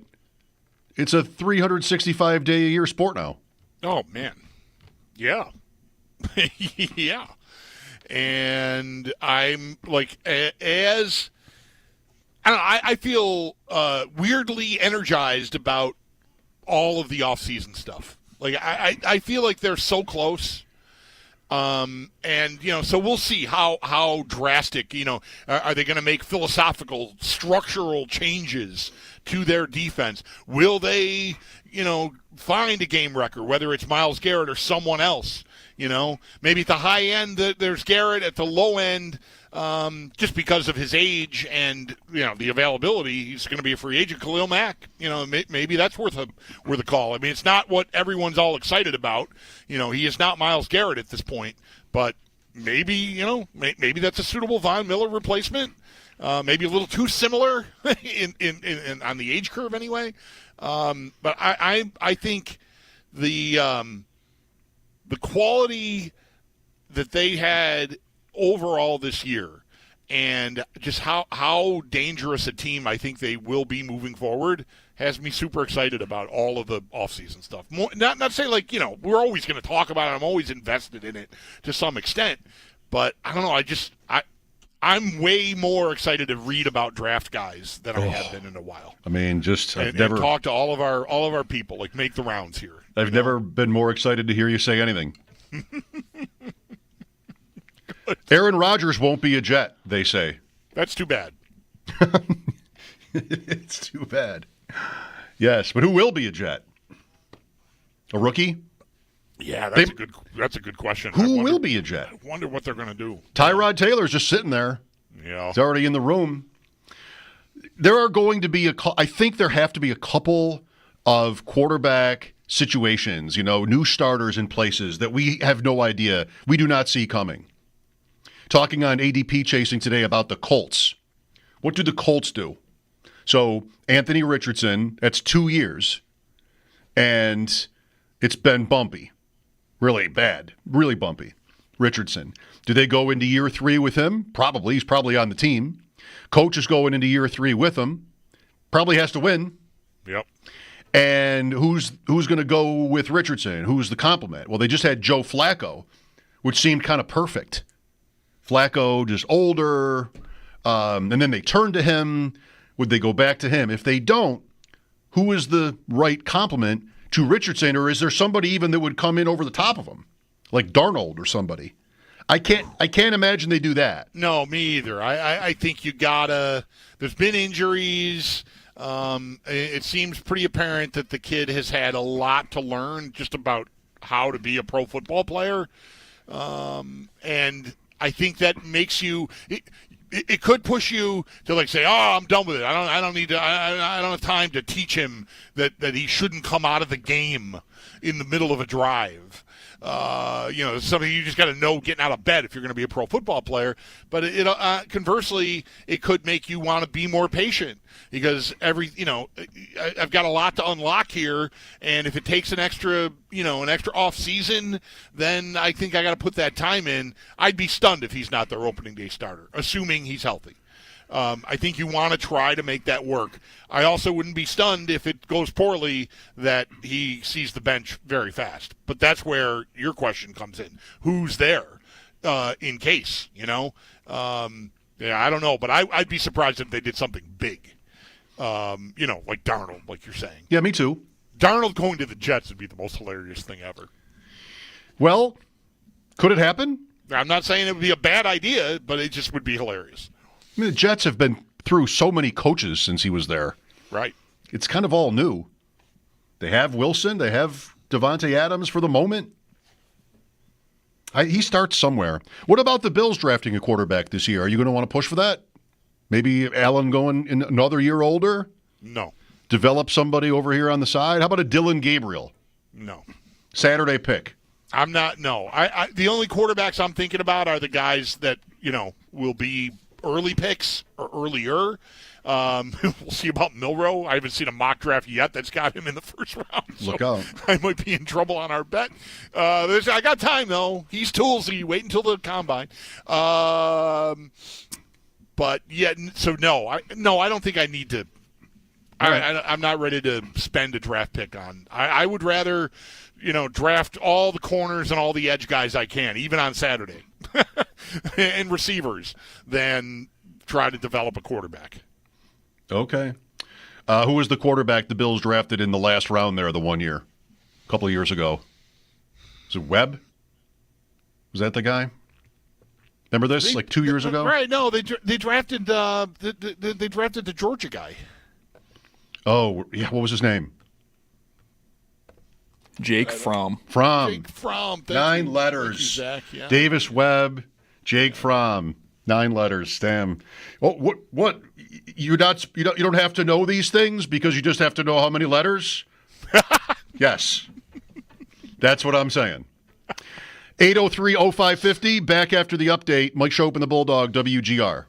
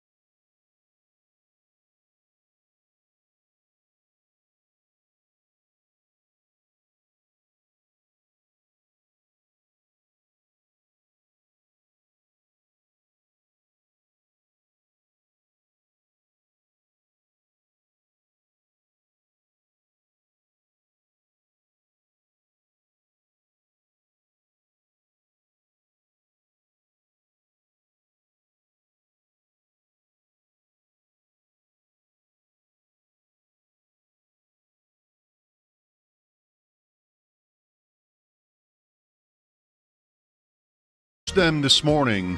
Both of our Bet Sweats bros had Philly, right?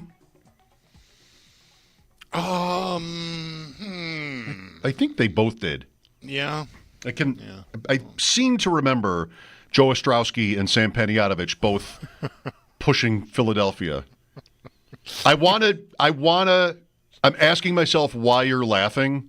Do you think I know why you're laughing? I suspect maybe you do. Did you get a text from Sam Saturday afternoon about some uncle suggesting a horse in the third race at Tampa? I did. 11th. 11th, whatever. I did. Thank you. I did. Yes. Yeah. Did you do anything about it? Yeah, I did. Me too. Yeah. We didn't win. No. DK horse. I know, like, what? I'd never been in that area of the FanDuel app.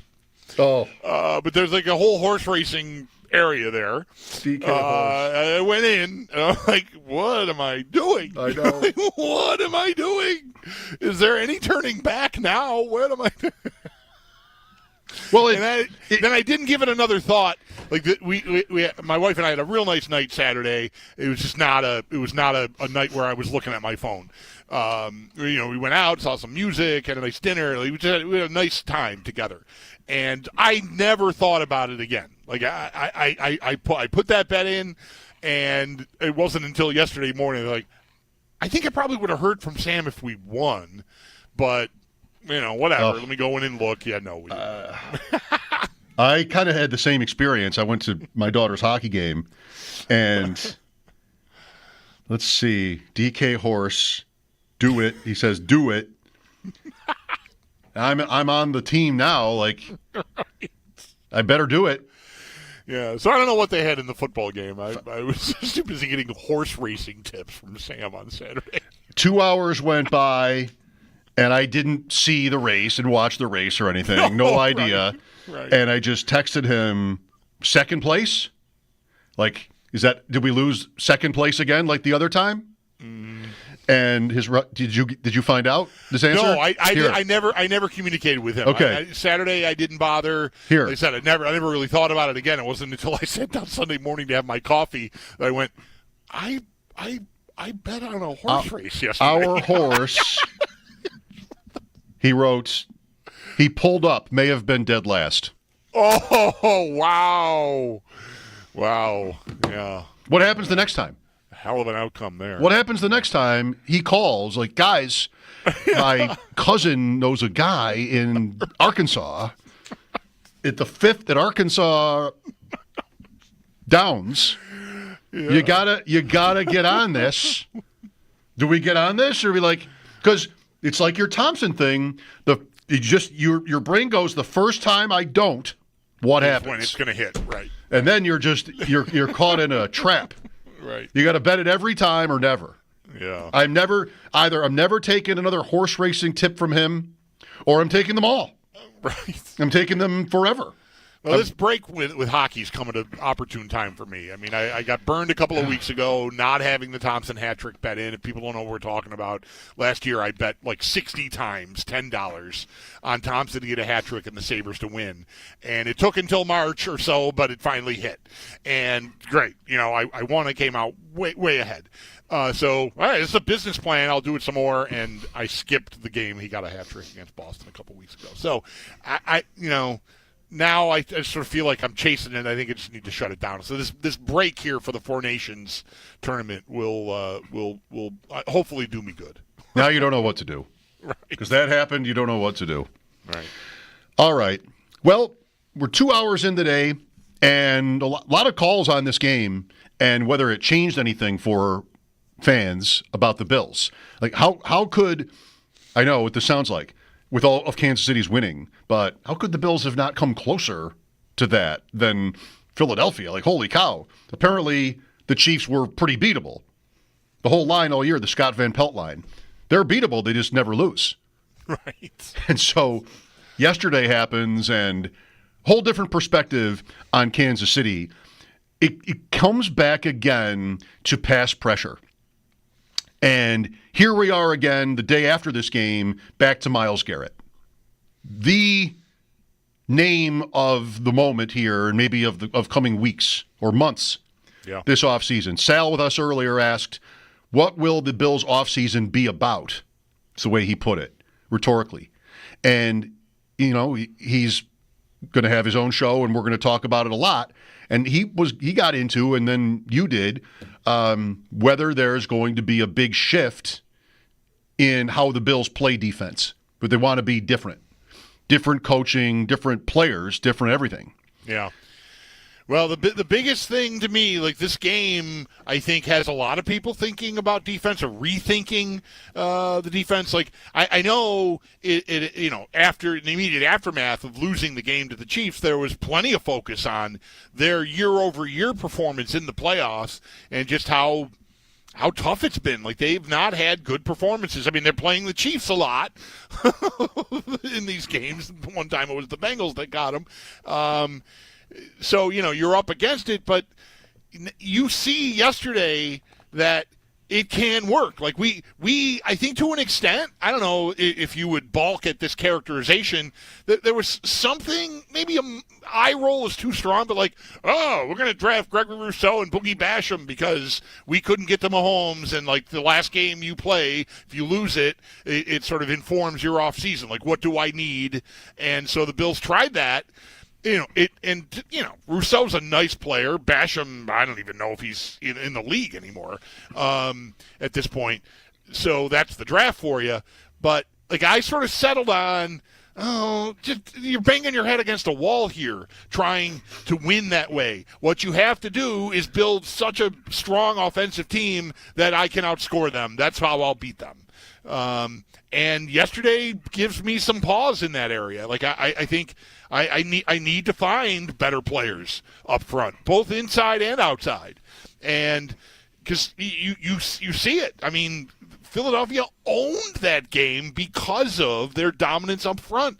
Not a single blitz on a pass attempt last night. I mean, that's incredible here to win like that and to get to him and ruin the game with just those four guys up front is remarkable. And that's a lot to do in one off season. You're not going to find Jalen Carter, sitting out there at pick 30, most likely. Maybe you can. But maybe you can. But Garrett is a cheat code. Like, Garrett is already established. He is that player. I mean, he's not an interior guy like Carter is, but still, he is a game wrecker. And yes, you are going to have to pay probably 3 pretty premium assets to get him. If that even is enough, and somebody doesn't do better than that, not so much asset-wise, but where their assets are located in the draft just might be more appealing to Cleveland in the end.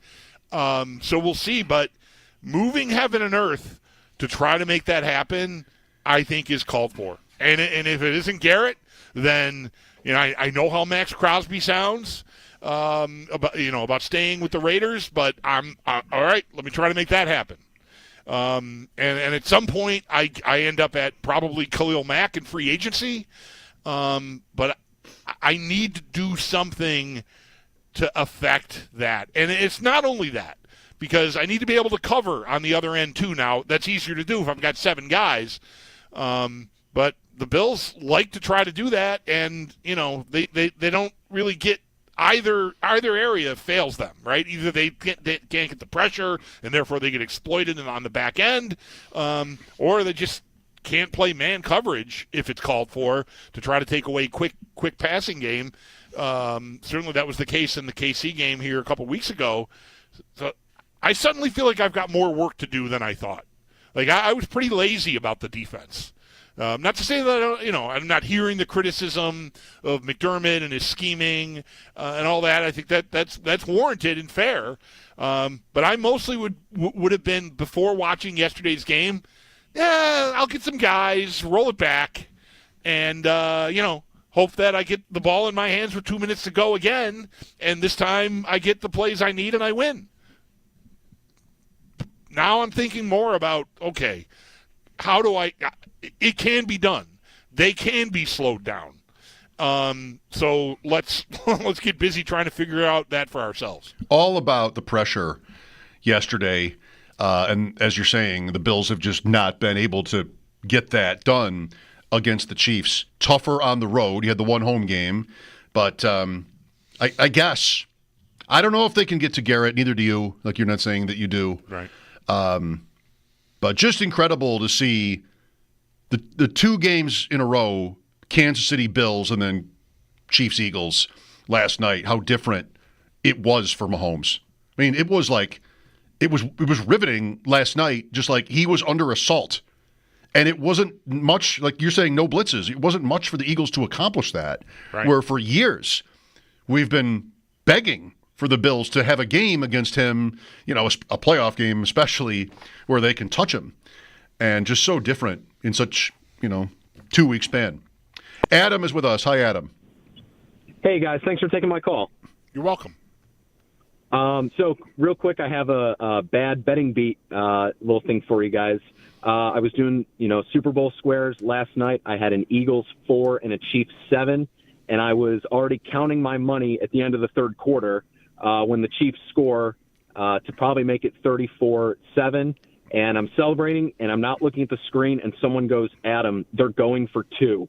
And that it's like they disappoint me or they make me angry one last time during the season. I was already counting my few $100, but my question for you guys is, out of those free agent, the pool of free agents that are going to come from the Chiefs and the Eagles, who is the one out of that pool that you would want the Bills to pick? So I think this kind of plays into what maybe you were just talking about with the defense, but I'd like to hear your thoughts.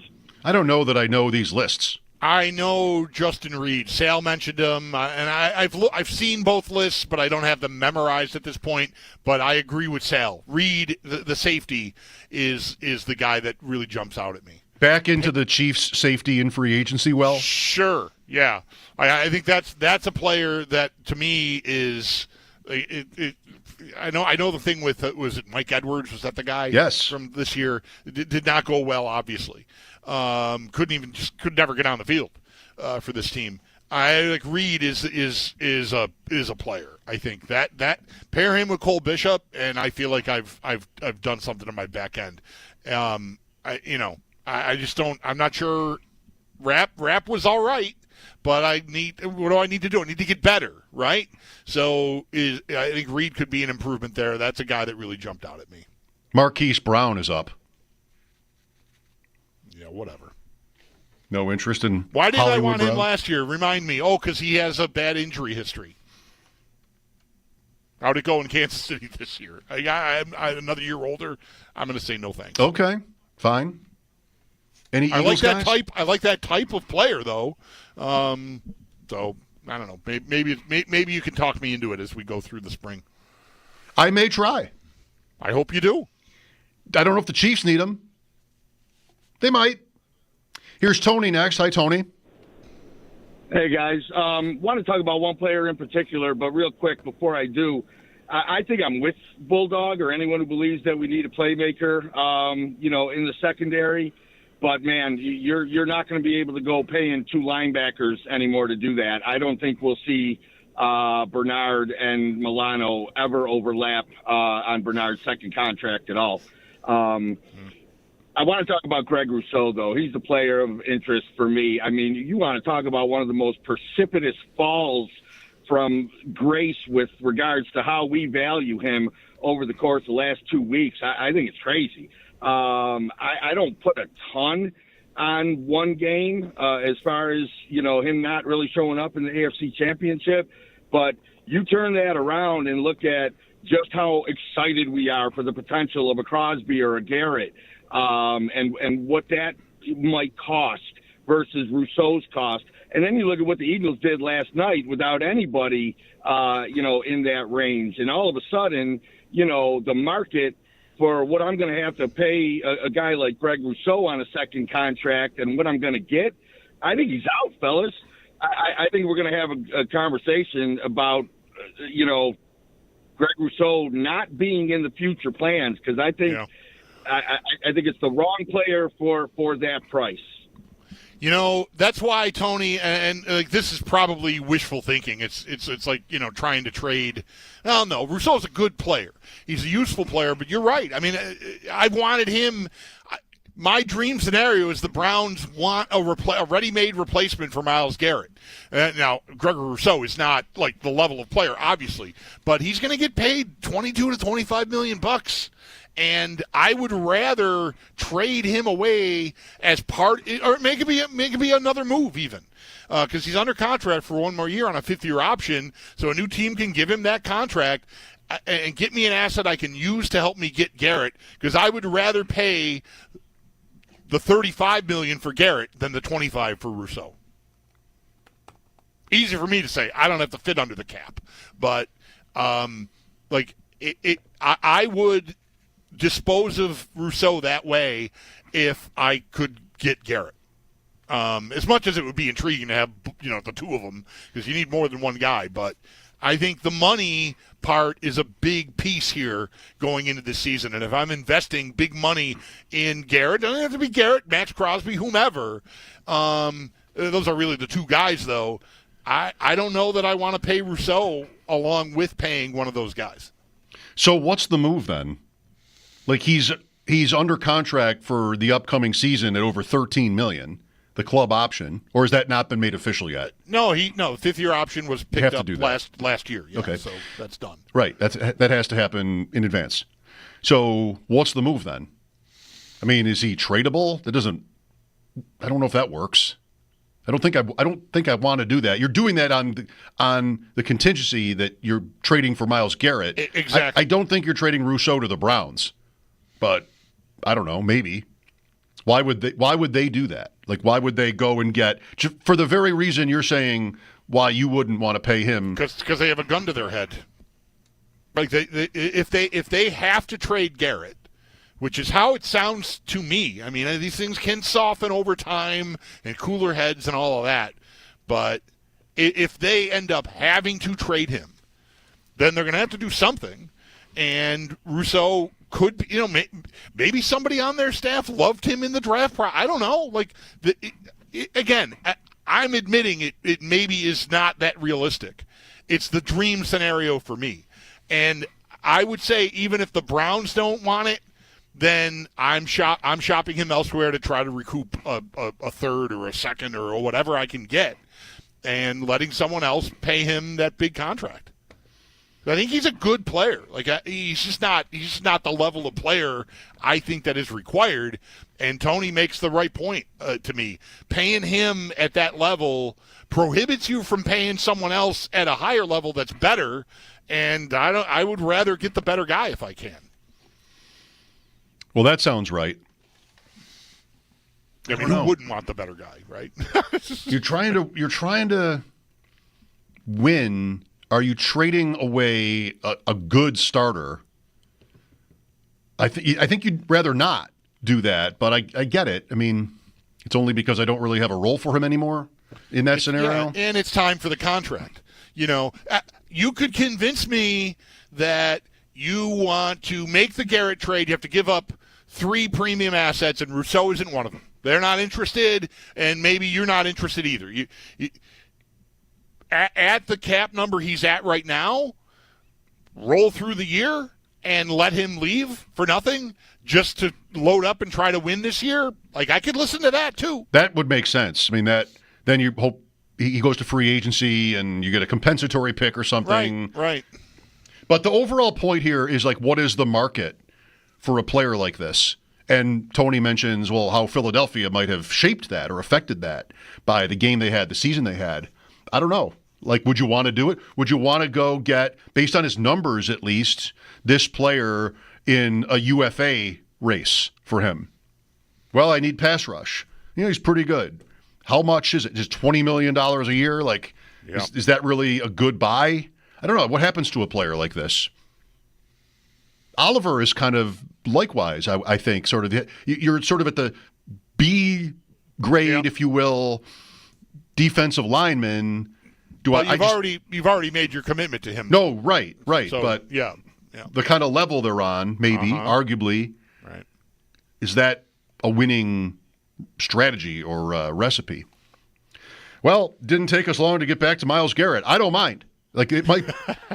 It's the one big idea so far. 803-0550. Look for your calls again after the update. Mike Schopp and the Bulldog, WGR.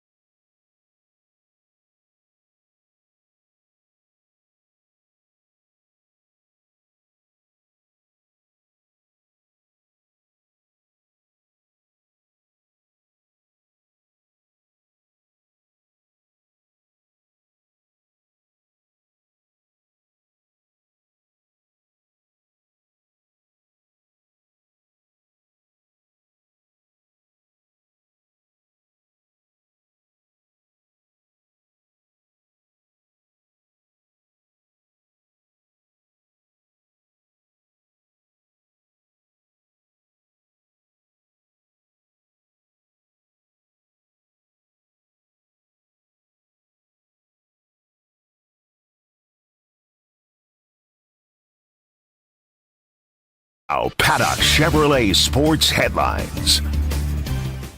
The Eagles halt history and take home their second Super Bowl title in franchise history with a dominant 40-22 win over the Kansas City Chiefs. Jalen Hurts takes home Super Bowl MVP, and Philadelphia's Super Bowl parade will be held this Friday. And with that, we dive headfirst into the offseason. And for the Bills, they have reportedly made a number of coaching changes, namely special teams coordinator Matthew Smiley, who has been with the Bills since 2017, and special teams coordinator since 2022, and are also reportedly hiring former Patriots cornerback coach Mike Pellegrino. 31-year-old has been with New England since 2015, and the cornerback coach since 2019. For more on all of that, we do have pieces up at our website, WGR550.com. The NHL is on a hiatus for the next few weeks. They won't be back until the 22nd as the Four Nations face-offs gets going in Montreal and Boston. The Four Nations, America, Canada, Sweden, and Finland, will go after it. Canada and Sweden face off on Wednesday to get the tournament underway, and three Sabres are competing in the tournament. Rasmus Dahlin for Sweden, and then Ukko-Pekka Luukkonen and Henri Jokiharju for Finland. That's Paddock Chevrolet Sports Headlines. Paddock Chevrolet celebrating 90 years of business. I'm Zach Jones for WGR Sports Radio 550.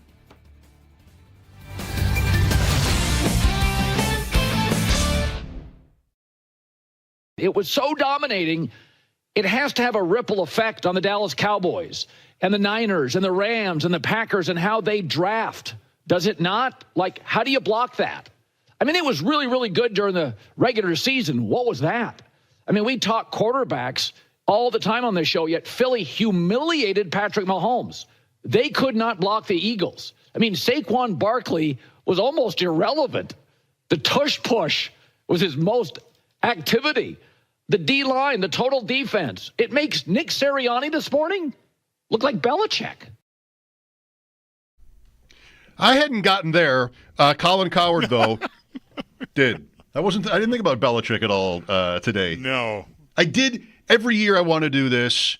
Some years it's more obvious and interesting than others.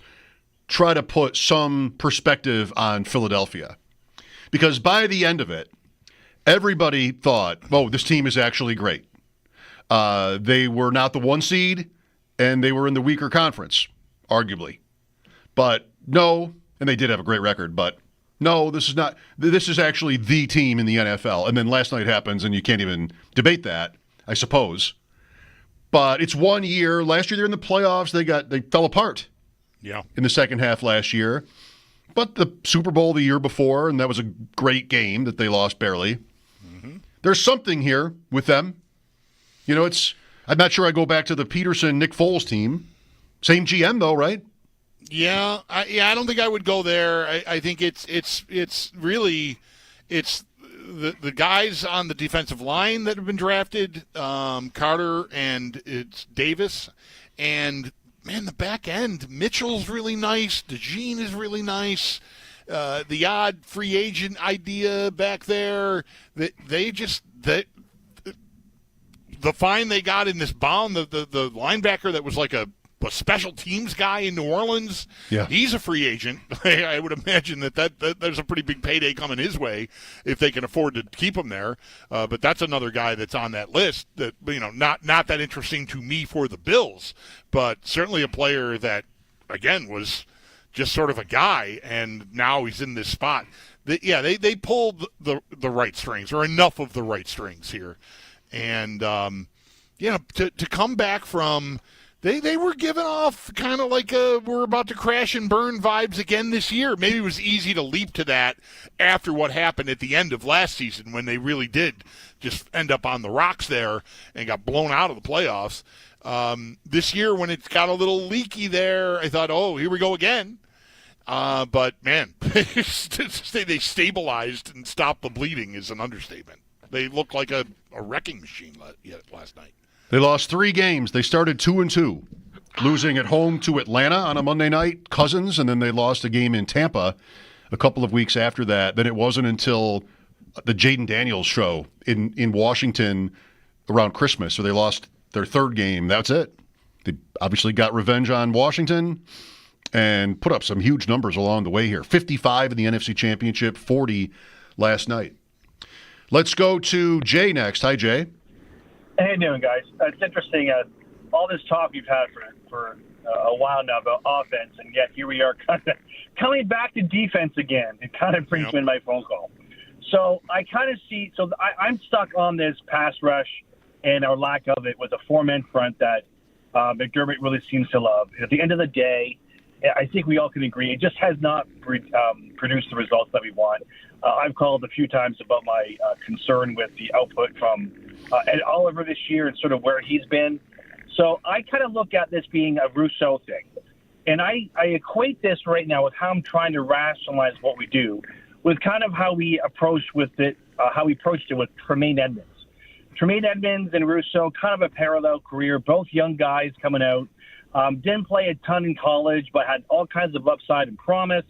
And at the end of the day, as I recall, the issue with Tremaine Edmonds was just his inability to cover and to really foresee where the play would go. He was great against the run, but he couldn't do what else we needed him to do.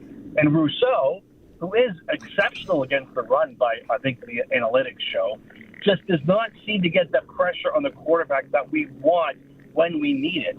So I do think that we have to make a splash. I mean, we're kind of back in Von Miller territory again. And if Garrett's the guy, great. I mean, my God. But you're going to have to put Rouso in there. And the fact that Edmonds left, I mean, have we really looked back? So I just want this front four figured out because I feel like we're always talking about it. And I'm just tired of it. And I look, and I'll end here, on the opposite side, I look at this amazing A.J. Brown. Oh, my God, who would want him? But when I saw him make this behind-the-shoulder catch, I just kind of went to myself, oh, I need that on my team too. And I know we're close, but I still feel kind of far away. And I don't know, maybe I just need time to decompress all this stuff this year, but I don't know. Those are my thoughts, and I'm still trying to figure them out. So wish me luck. Thanks, guys. Yeah. I'm not sure what to make of the comparison. Vastly different positions and of importance. Edge rusher is a premium position. Interior linebacker is not. And the Bills had already paid Matt Milano. I just thought the writing was on the wall. There's no way they're going to pay what Edmonds is going to be able to get on the open market. I think he was a fine player. Probably got a rougher ride at times, I think, than was warranted. But I was never interested in paying him. I don't think the Bills ever were interested in paying him because it's not a premium position. And, again, they already had decent money tied up in a linebacker. Edge rusher is a premium position, and if I can't find my way to a trade here, then look, the best I'm going to be able to do is sign Rouso for $22 to $25 million probably. And I would say I think you got to do that if you can't find a way to get better. If you can, then everything's on the table, including moving him as part or even a complimentary move just to free up the money. Because I wouldn't, if I get a $30 million defensive end in here, I'm not going to be interested in really even in having Rouso at $13 million on his 5th-year option contract. So I just, but there's more of a premium to me. It's not, to me, it was never, if you would have called us, 2 years ago before Edmonds left and said, do you think they're going to resign Tremaine Edmonds? No way. There's no chance. To me, Rouso is very much up in the air. Like, I wouldn't close the door on it because he is a valuable player. He's just not as good as somebody you might be able to find out there in the marketplace. Yeah, good points. I would just simply say I think the word maybe where the comparison is apt is impact. What is the impact of the two players? You're talking about positional importance. That's all, I think, correct. Rouso did make an impact this year. He did not make one in the AFC Championship. He had a sack against the Ravens. He had a sack against the Broncos. He had 8 on the regular season. So it's not nothing, Right. Maybe the positional value is the meaningful difference. But impact-wise, both guys are good players. Rob is next. Hi, Rob. Hi, guys. Thanks for taking my call. You're welcome. Thanks for calling. I've been thinking a lot about the fact that, everybody wants to go after Garrett and Crosby, but I can't help but look at what the Rams did last year by picking up Verse and picking up, Fisk in the draft. and wondering if maybe it makes more sense for the Buffalo, if we're going to burn draft capital moving up the ladder to get a Garrett or a Crosby, maybe it makes more sense to go after somebody like an Odell Carter and go in that direction with using our draft capital to move up and get an impact player. I don't know if you get him with your entire draft. Right. But, this will sort itself out, I think. I'm not knowledgeable yet on, exactly which positions offer the most depth, because you'd want to know that. How many defensive linemen are there supposed to be in the first round this year? Do you know that answer yet? Maybe you do. I don't know that answer yet. I just know I'm seeing a lot of the two things I feel like I've got my hands around as it pertains to the draft. There is a lot of defensive line, edge and interior. And you also have a situation where the top end of the draft, maybe there are fewer high-end guys than normal. And it's not just quarterbacks, just overall. But I've heard a lot of, from pick 15-ish, certainly by 20 to 60, it's all a lot of similar. There's going to be a lot of similar grades. Flat. Which that's not great for getting a value at 30, but it might be really good at getting value in the second round. And the Bills currently have two. If they don't do anything, they've got two of those. So that could be a place to really plant your flag. Yep.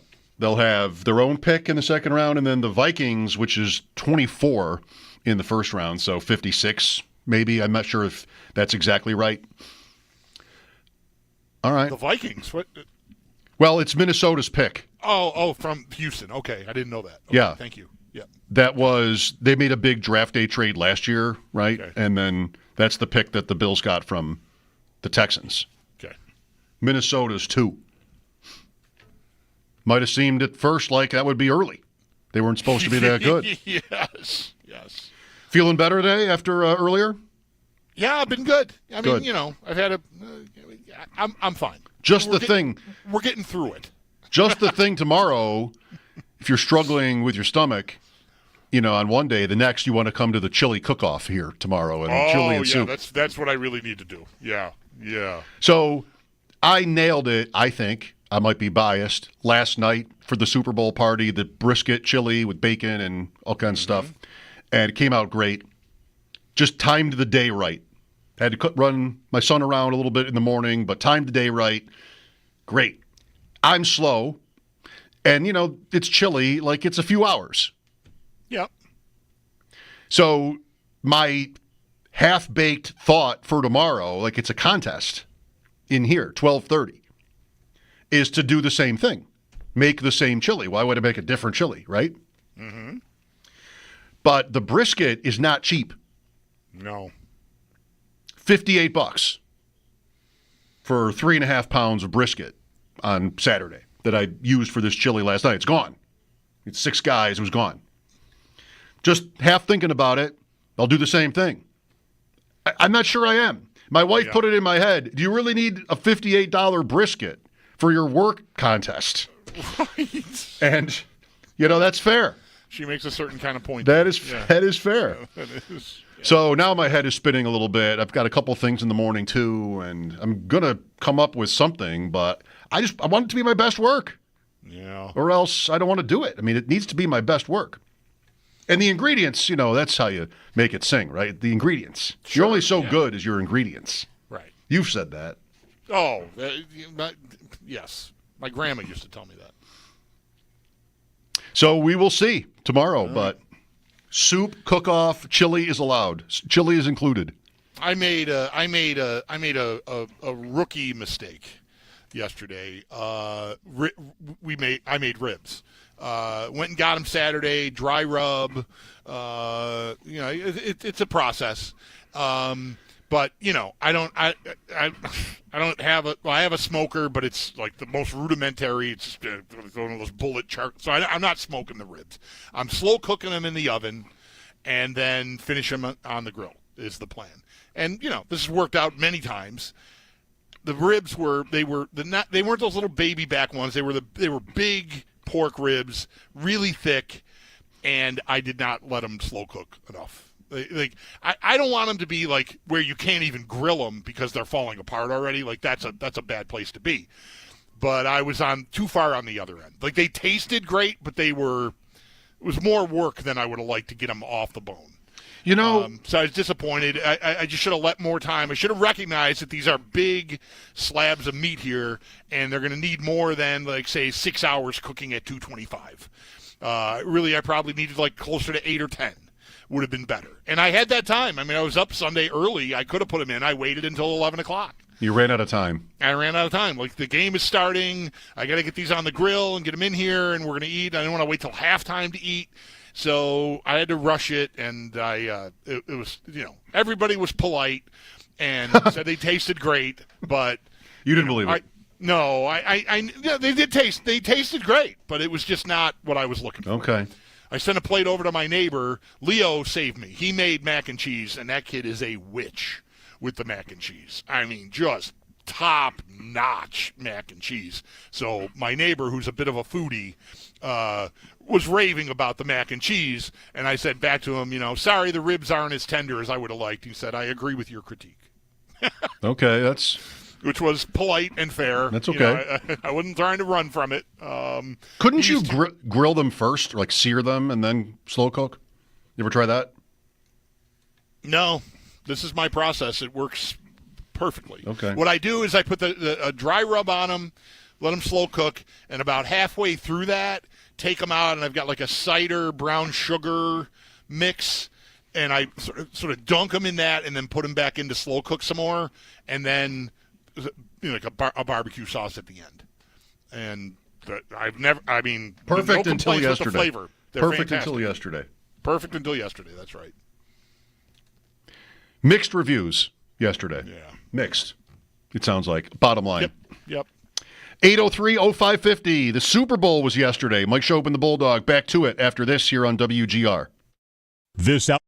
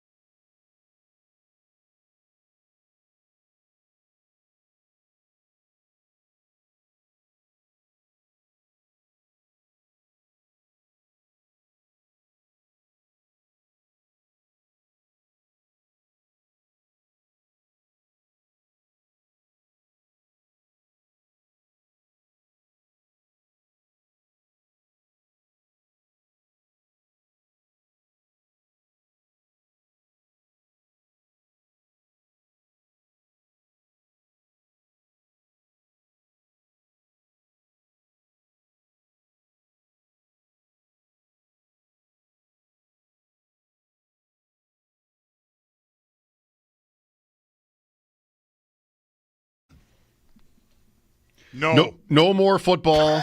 No NHL for 2 weeks. Sorry. Man. Beanpot final tonight, BCBU, ESPN Plus. What's at stake? The Beanpot. Speaking of cooking. The trophy, yeah. But both teams are probably really good, and yeah, well, BC might be 1, and BU is maybe 6 or 8 in the country. Baylor at Houston tonight. In softball? No, not in softball. In men's college basketball. Houston is a top 10 team. Baylor is Baylor. Can't ever take them lightly, I say. Here's Chase with us. What? Who would? Chase, hi. How you guys doing? Good, thanks. Just wanted to see what you guys think about trading for Myles Garrett and how much that would cost to do. Because I feel like all these Super Bowl teams have a really good D lineman, like the Chiefs have Chris Jones. The Eagles have a fleet of D linemen. Yep. You know, the Rams had Aaron Donald, Cincinnati, Trey Hendrickson. So just seeing what you think it would take to get Myles Garrett. I'll hang up and listen to your response. 3 premium assets, I think. And I don't know that someone can't do better than you, not so much in quantity, but in the quality of the assets. In other words, like a team with better draft picks than 30th overall. Maybe. Could outbid you. But it's going to, I think, and maybe that's on the high end. I don't know. I've seen some people talk, reporters, different analysts, that it's, like 2 premium assets. I think 3 is like, if I got to blow them out of the water and force my way to the front of the line, I think it's a 1 and a 2 this year and a 1 next year. I just would not expect the Bills to be top bidder. I feel like the guy is so good and at the right age, and you've got contract control. You've got everything to like here. And it is true. Like the caller makes an interesting case, threading championship teams together, and they're, stars at that position or up front. Teams will, I think, act accordingly. And I feel like there are probably a dozen teams that could want to push for this player on the same level as the Bills, making some of the same points, going from good to great. So can the Bills do that? And as we've been talking about this for a couple of weeks, specifically Rouso, but the question of whether or not a player would make the difference in an offer. If I'm the Browns, I want no part of that. I'm only trading him because I have to. It's rebuilding time again for me. And I don't even want to hear a name. Like somebody that isn't just obvious, that was right in the draft last year, that's a hellraiser that a team would not move. So I've got no time for your $13 million edge rusher. I'm going the other way. And, you've agreed with that logic. Yeah, at least. Right. I say every time I bring it up, like it's really ideal for me. So I don't know the chances of it happening. I don't know. I can always move him in some other move. Like he's a player that has some value in the league, but it's time to pay him, and that can get tricky. Thanks for the call, Chase. 803-0550 if you want to be next. Mike Schopp and the Bulldog back after sports here on WGR.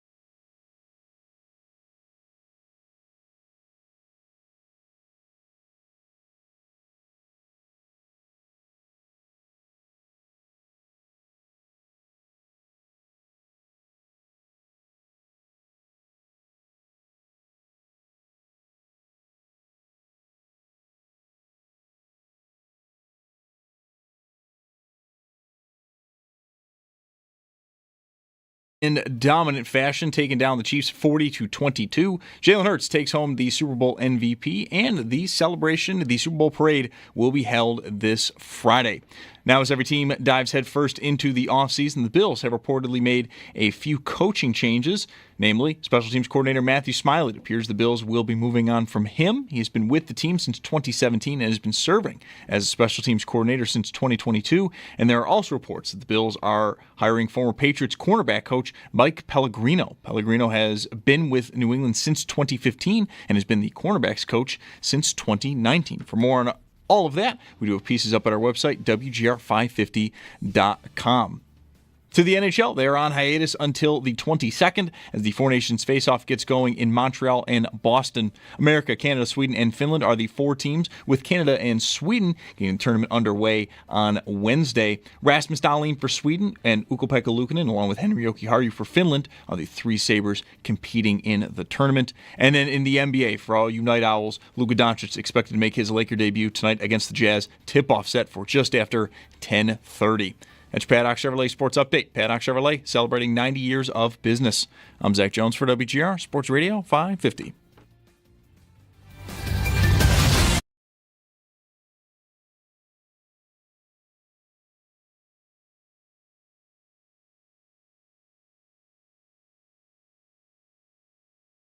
Yeah, I've never seen. Oh, okay. Sorry. Have you seen The Godfather, I hope?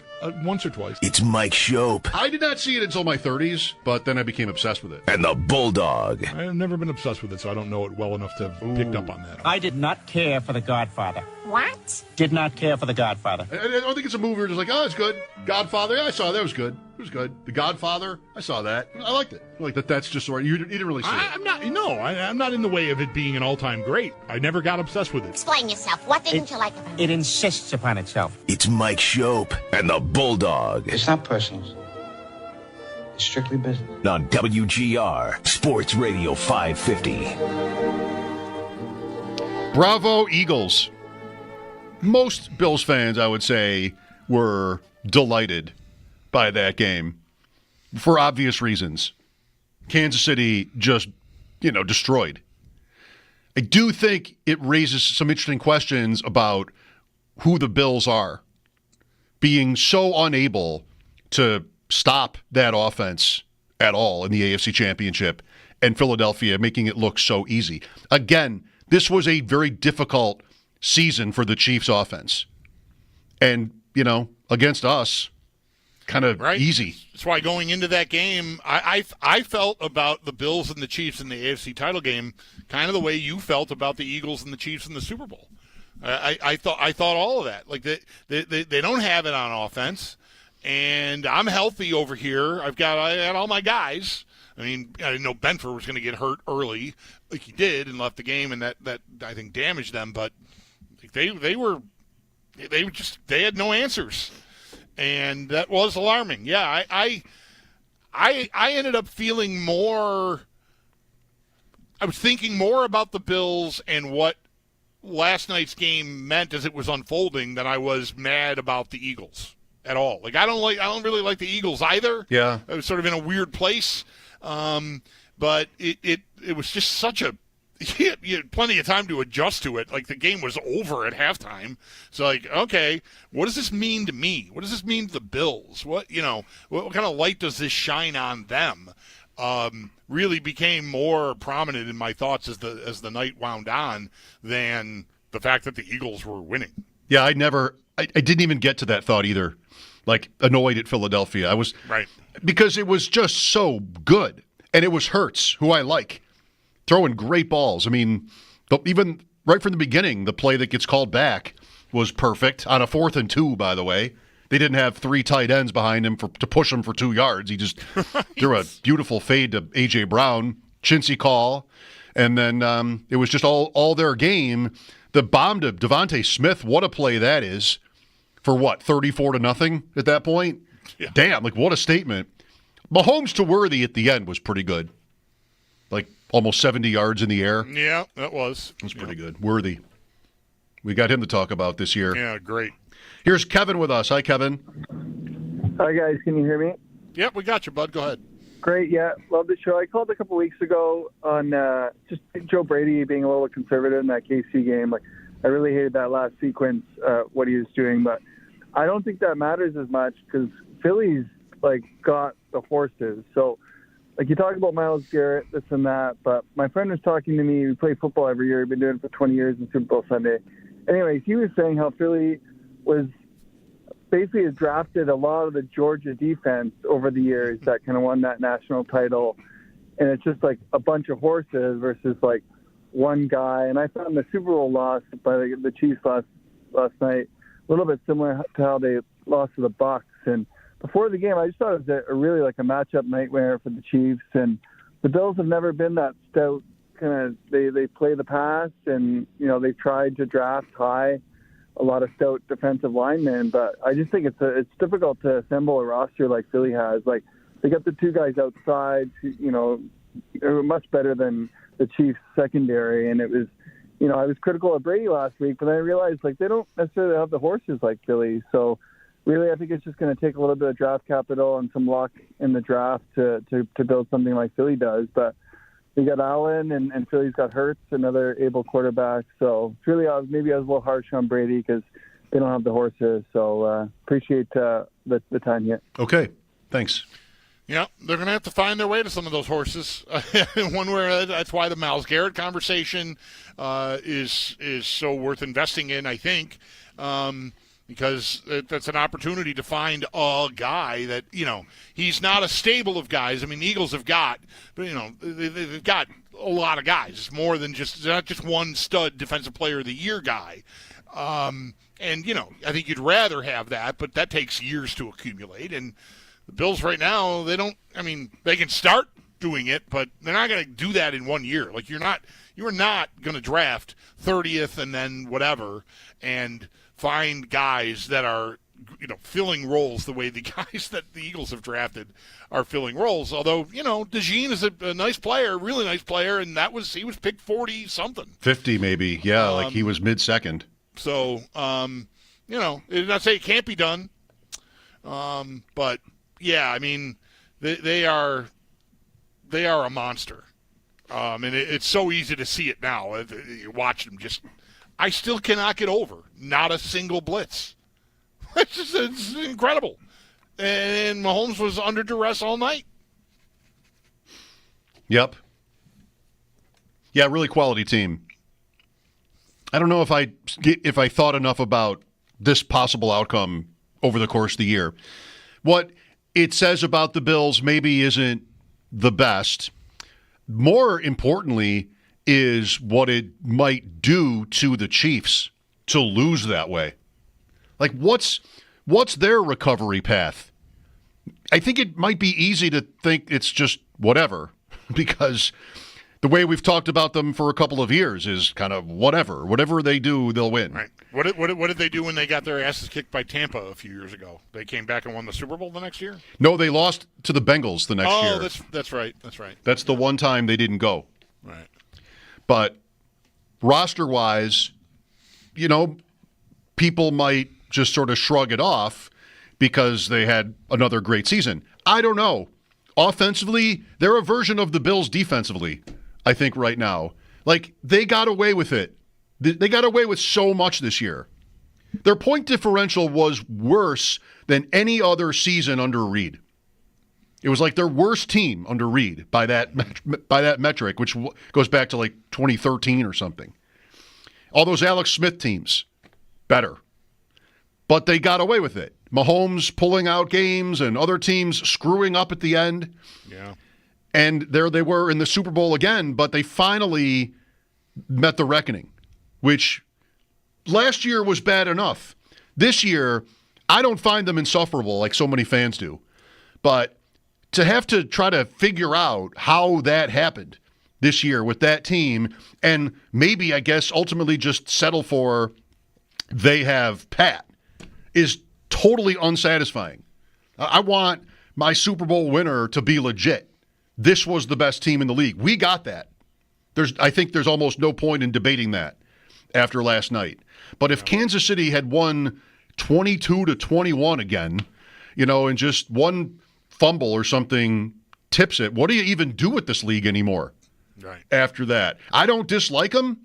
I admire them, but I think they're just tough to figure out. And nobody wants to bring up luck, but there is, turnovers and close games. There's so much luck in the way some of those Chief games ended. They really should not have been the 1 seed. But hey, it's not gymnastics where you compete and then we judge. It's just really too bad the refs couldn't find a way to do a better job to ensure them winning yesterday. What happens to all of that, by the way? Or it was just a bad day. The game wasn't close enough for the refs to fix it for them. Like what happens to all the people that have been talking about this incessantly for 2 weeks?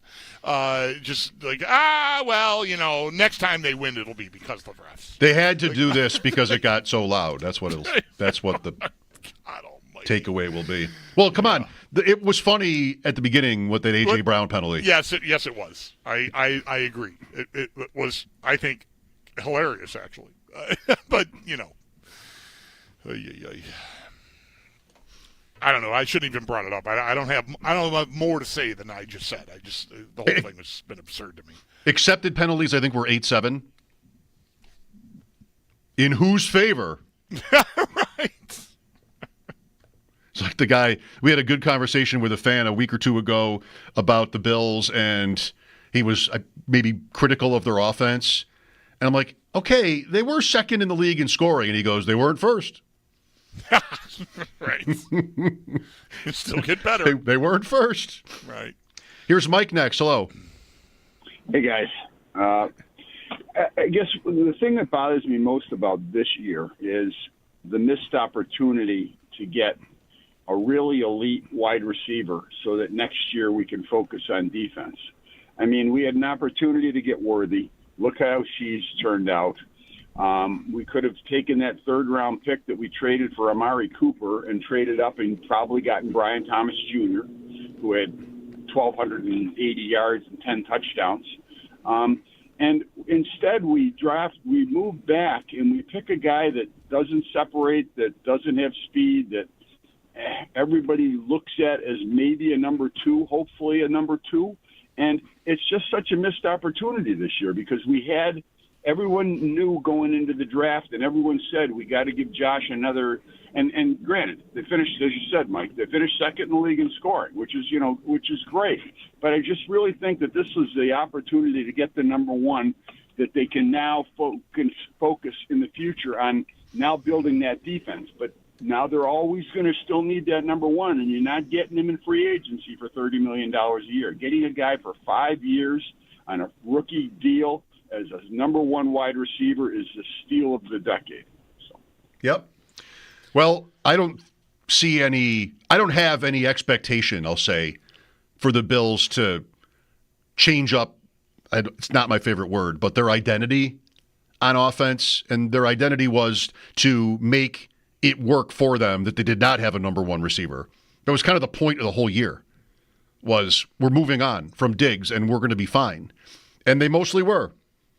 I mean, I think it's going to be Alec Anderson's season again. And Shakir in the slot and his 6 for 58. And I don't know if it's Mac Hollins. I would guess yes. Is it Coleman? You got to take a big step with Coleman. And, that can happen. Yeah. I still think it'll be called for. I agree they're not going to go shopping for the high end of the market. But they should be efforting however they need to do it.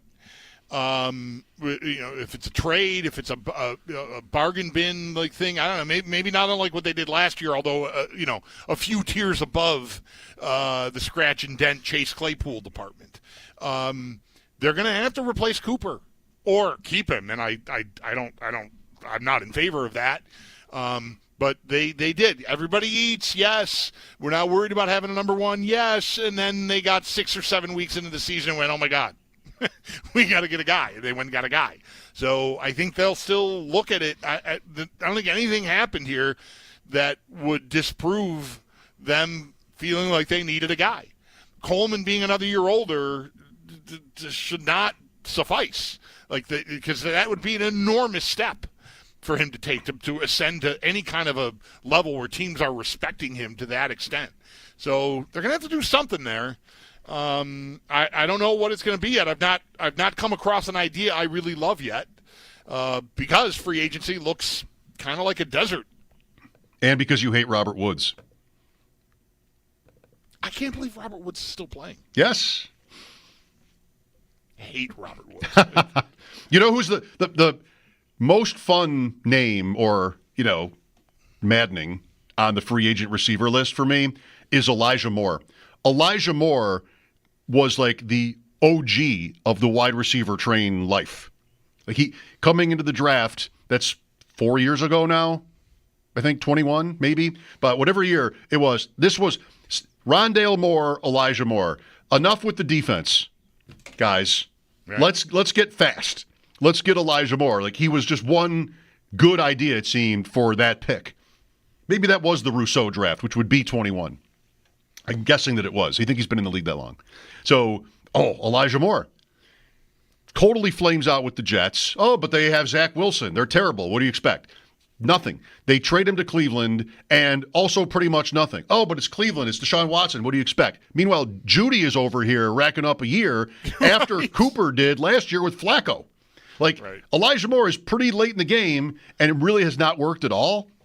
I don't know if there's might be more like what I don't know about him, whether that's practice habits or, whatever it could be that turns teams off. But he was like one of the first names for this is what, all right, the Bills, we know now Josh Allen is good. This is what we do next. It's receiver time.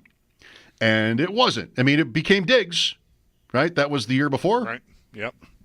Now you got Diggs. Well, go get one of these studs from the draft, and they really didn't do that. Until Diggs was gone. Until Diggs was gone when they used a second-round pick on Keon Coleman. Let's go to Jeff here. Jeff, we've got about 1 minute. Okay. So, I watched the game, loved it. The Eagles beat the Chiefs scores. I think if the Bills were in it, I think it would have been a different game. I think our offensive line is better than the Chiefs' offensive line, and the game would be different. I of course, being a Bills fan, I think they would win. But realistically, Philadelphia looked very dominant in that game. But as far as the game went, you mentioned refs earlier. I liked how they called the game yesterday compared to the Bills game because 50-some million people watched that Bills game against the Chiefs. And regardless if you like the ref call or not or people complaining about it, there was enough people watching it where they were questioning the NFL, where I think they made them call this game very precisely. And they many more calls on the Chiefs that I think they got away with all year. And that's where I think they were flustered, is because they were definitely getting, their drives were stopped because of these plays. Because they didn't have the refs in their pocket or words, something like that. That's what I told you, Bulldog, would be the take, right? That the noise got too noisy. Yep. So the refs had to, do an honest job this time. Yeah. Thanks, Jeff. Sal joined us earlier on the game and the Bills. Mike Schopp and the Bulldog, WGR. We know you can't hear every moment